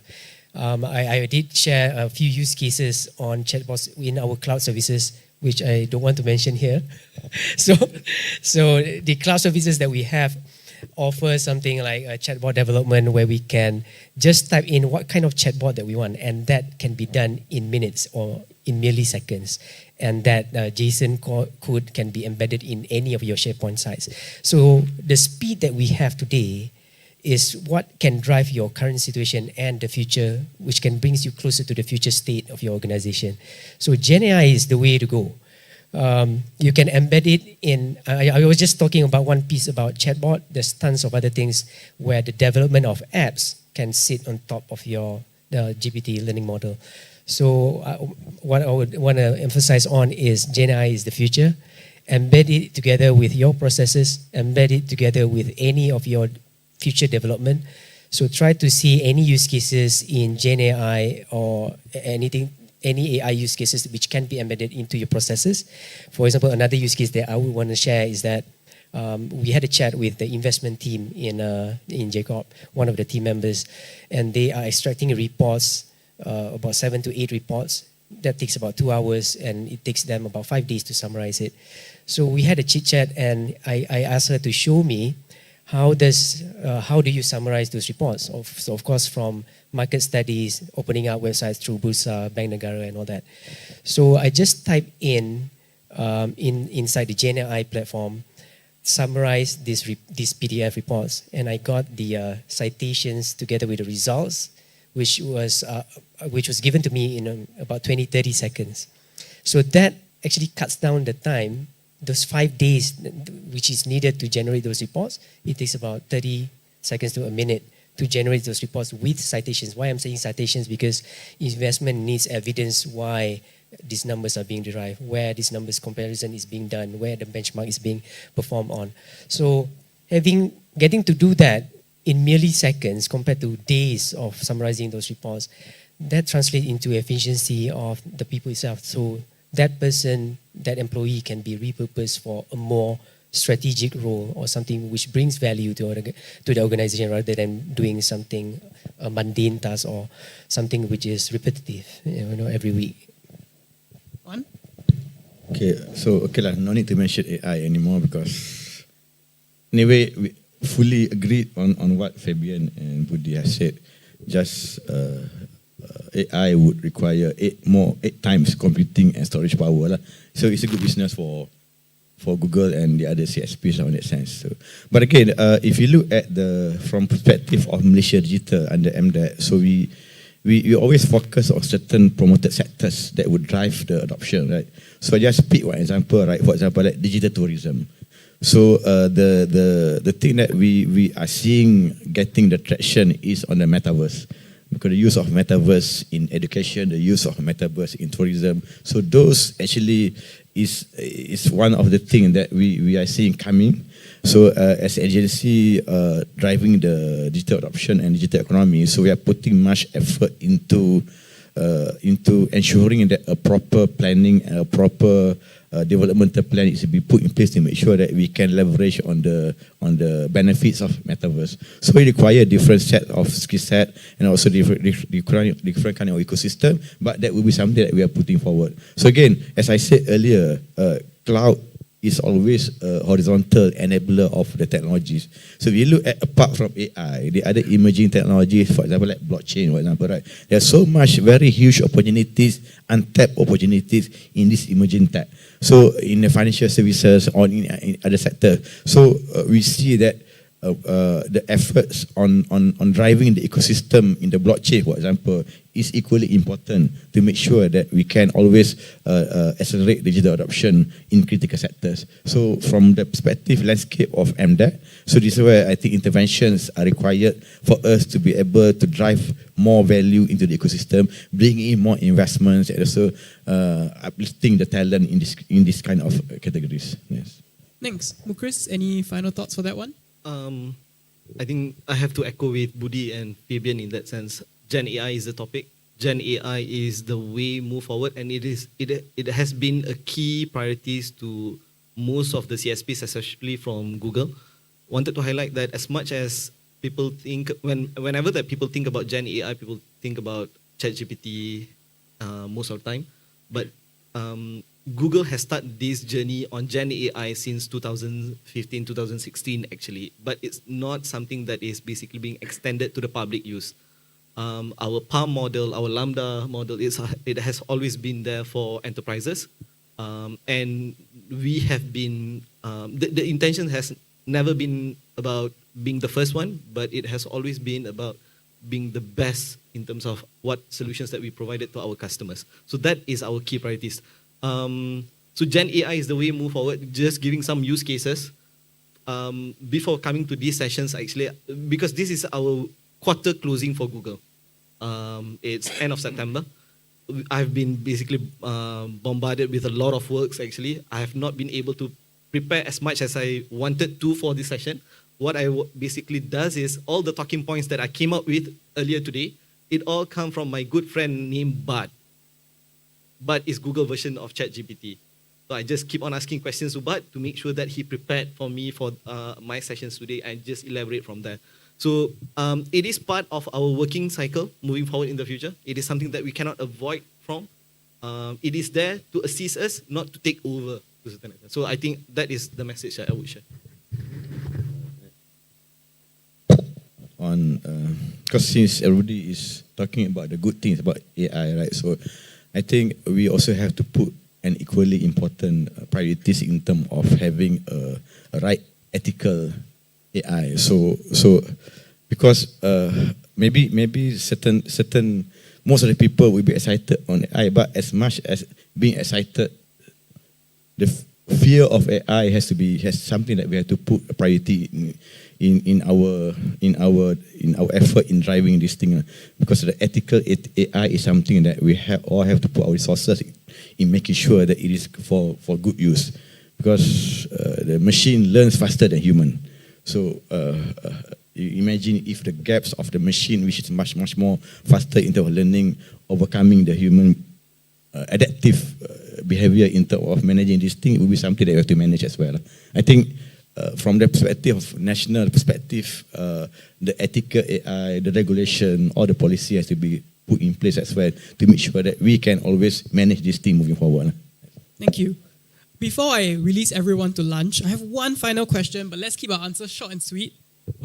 What is your future? What's your vision for the future of public services in Johor through cloud computing? So maybe everyone can give me 1 or 2 sentences. What does that vision look like? Anyone can take that first. My vision is not just for Johor actually, but specifically in that sense, I would say that I would hope that there is a streamline in terms of technology adoptions, processes to help the engagement between the public sectors, government, and also citizens. That is my vision. I hope that the changes can be felt by the citizens. It can be the citizen would be able to resonate with the changes and the impact of the technology adoptions by the government.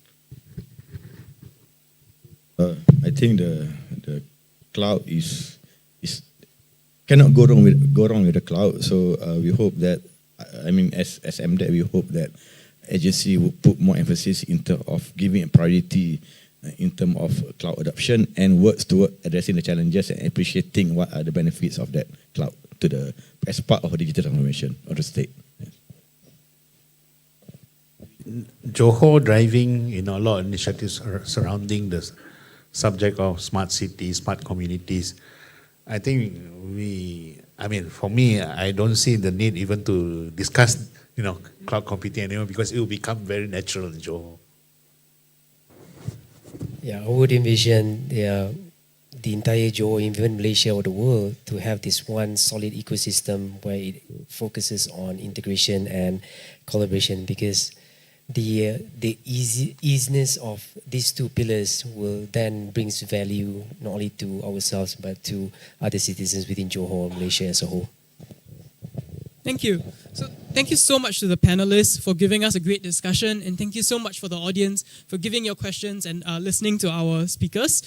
For now, we'll be having a lunch break until 2 p.m. So feel free to hit for lunch at level 3, Selassie Restaurant. At 2 p.m., the workshop sessions will begin. So do remember to head to the correct rooms, and we look forward to these engaging conversations.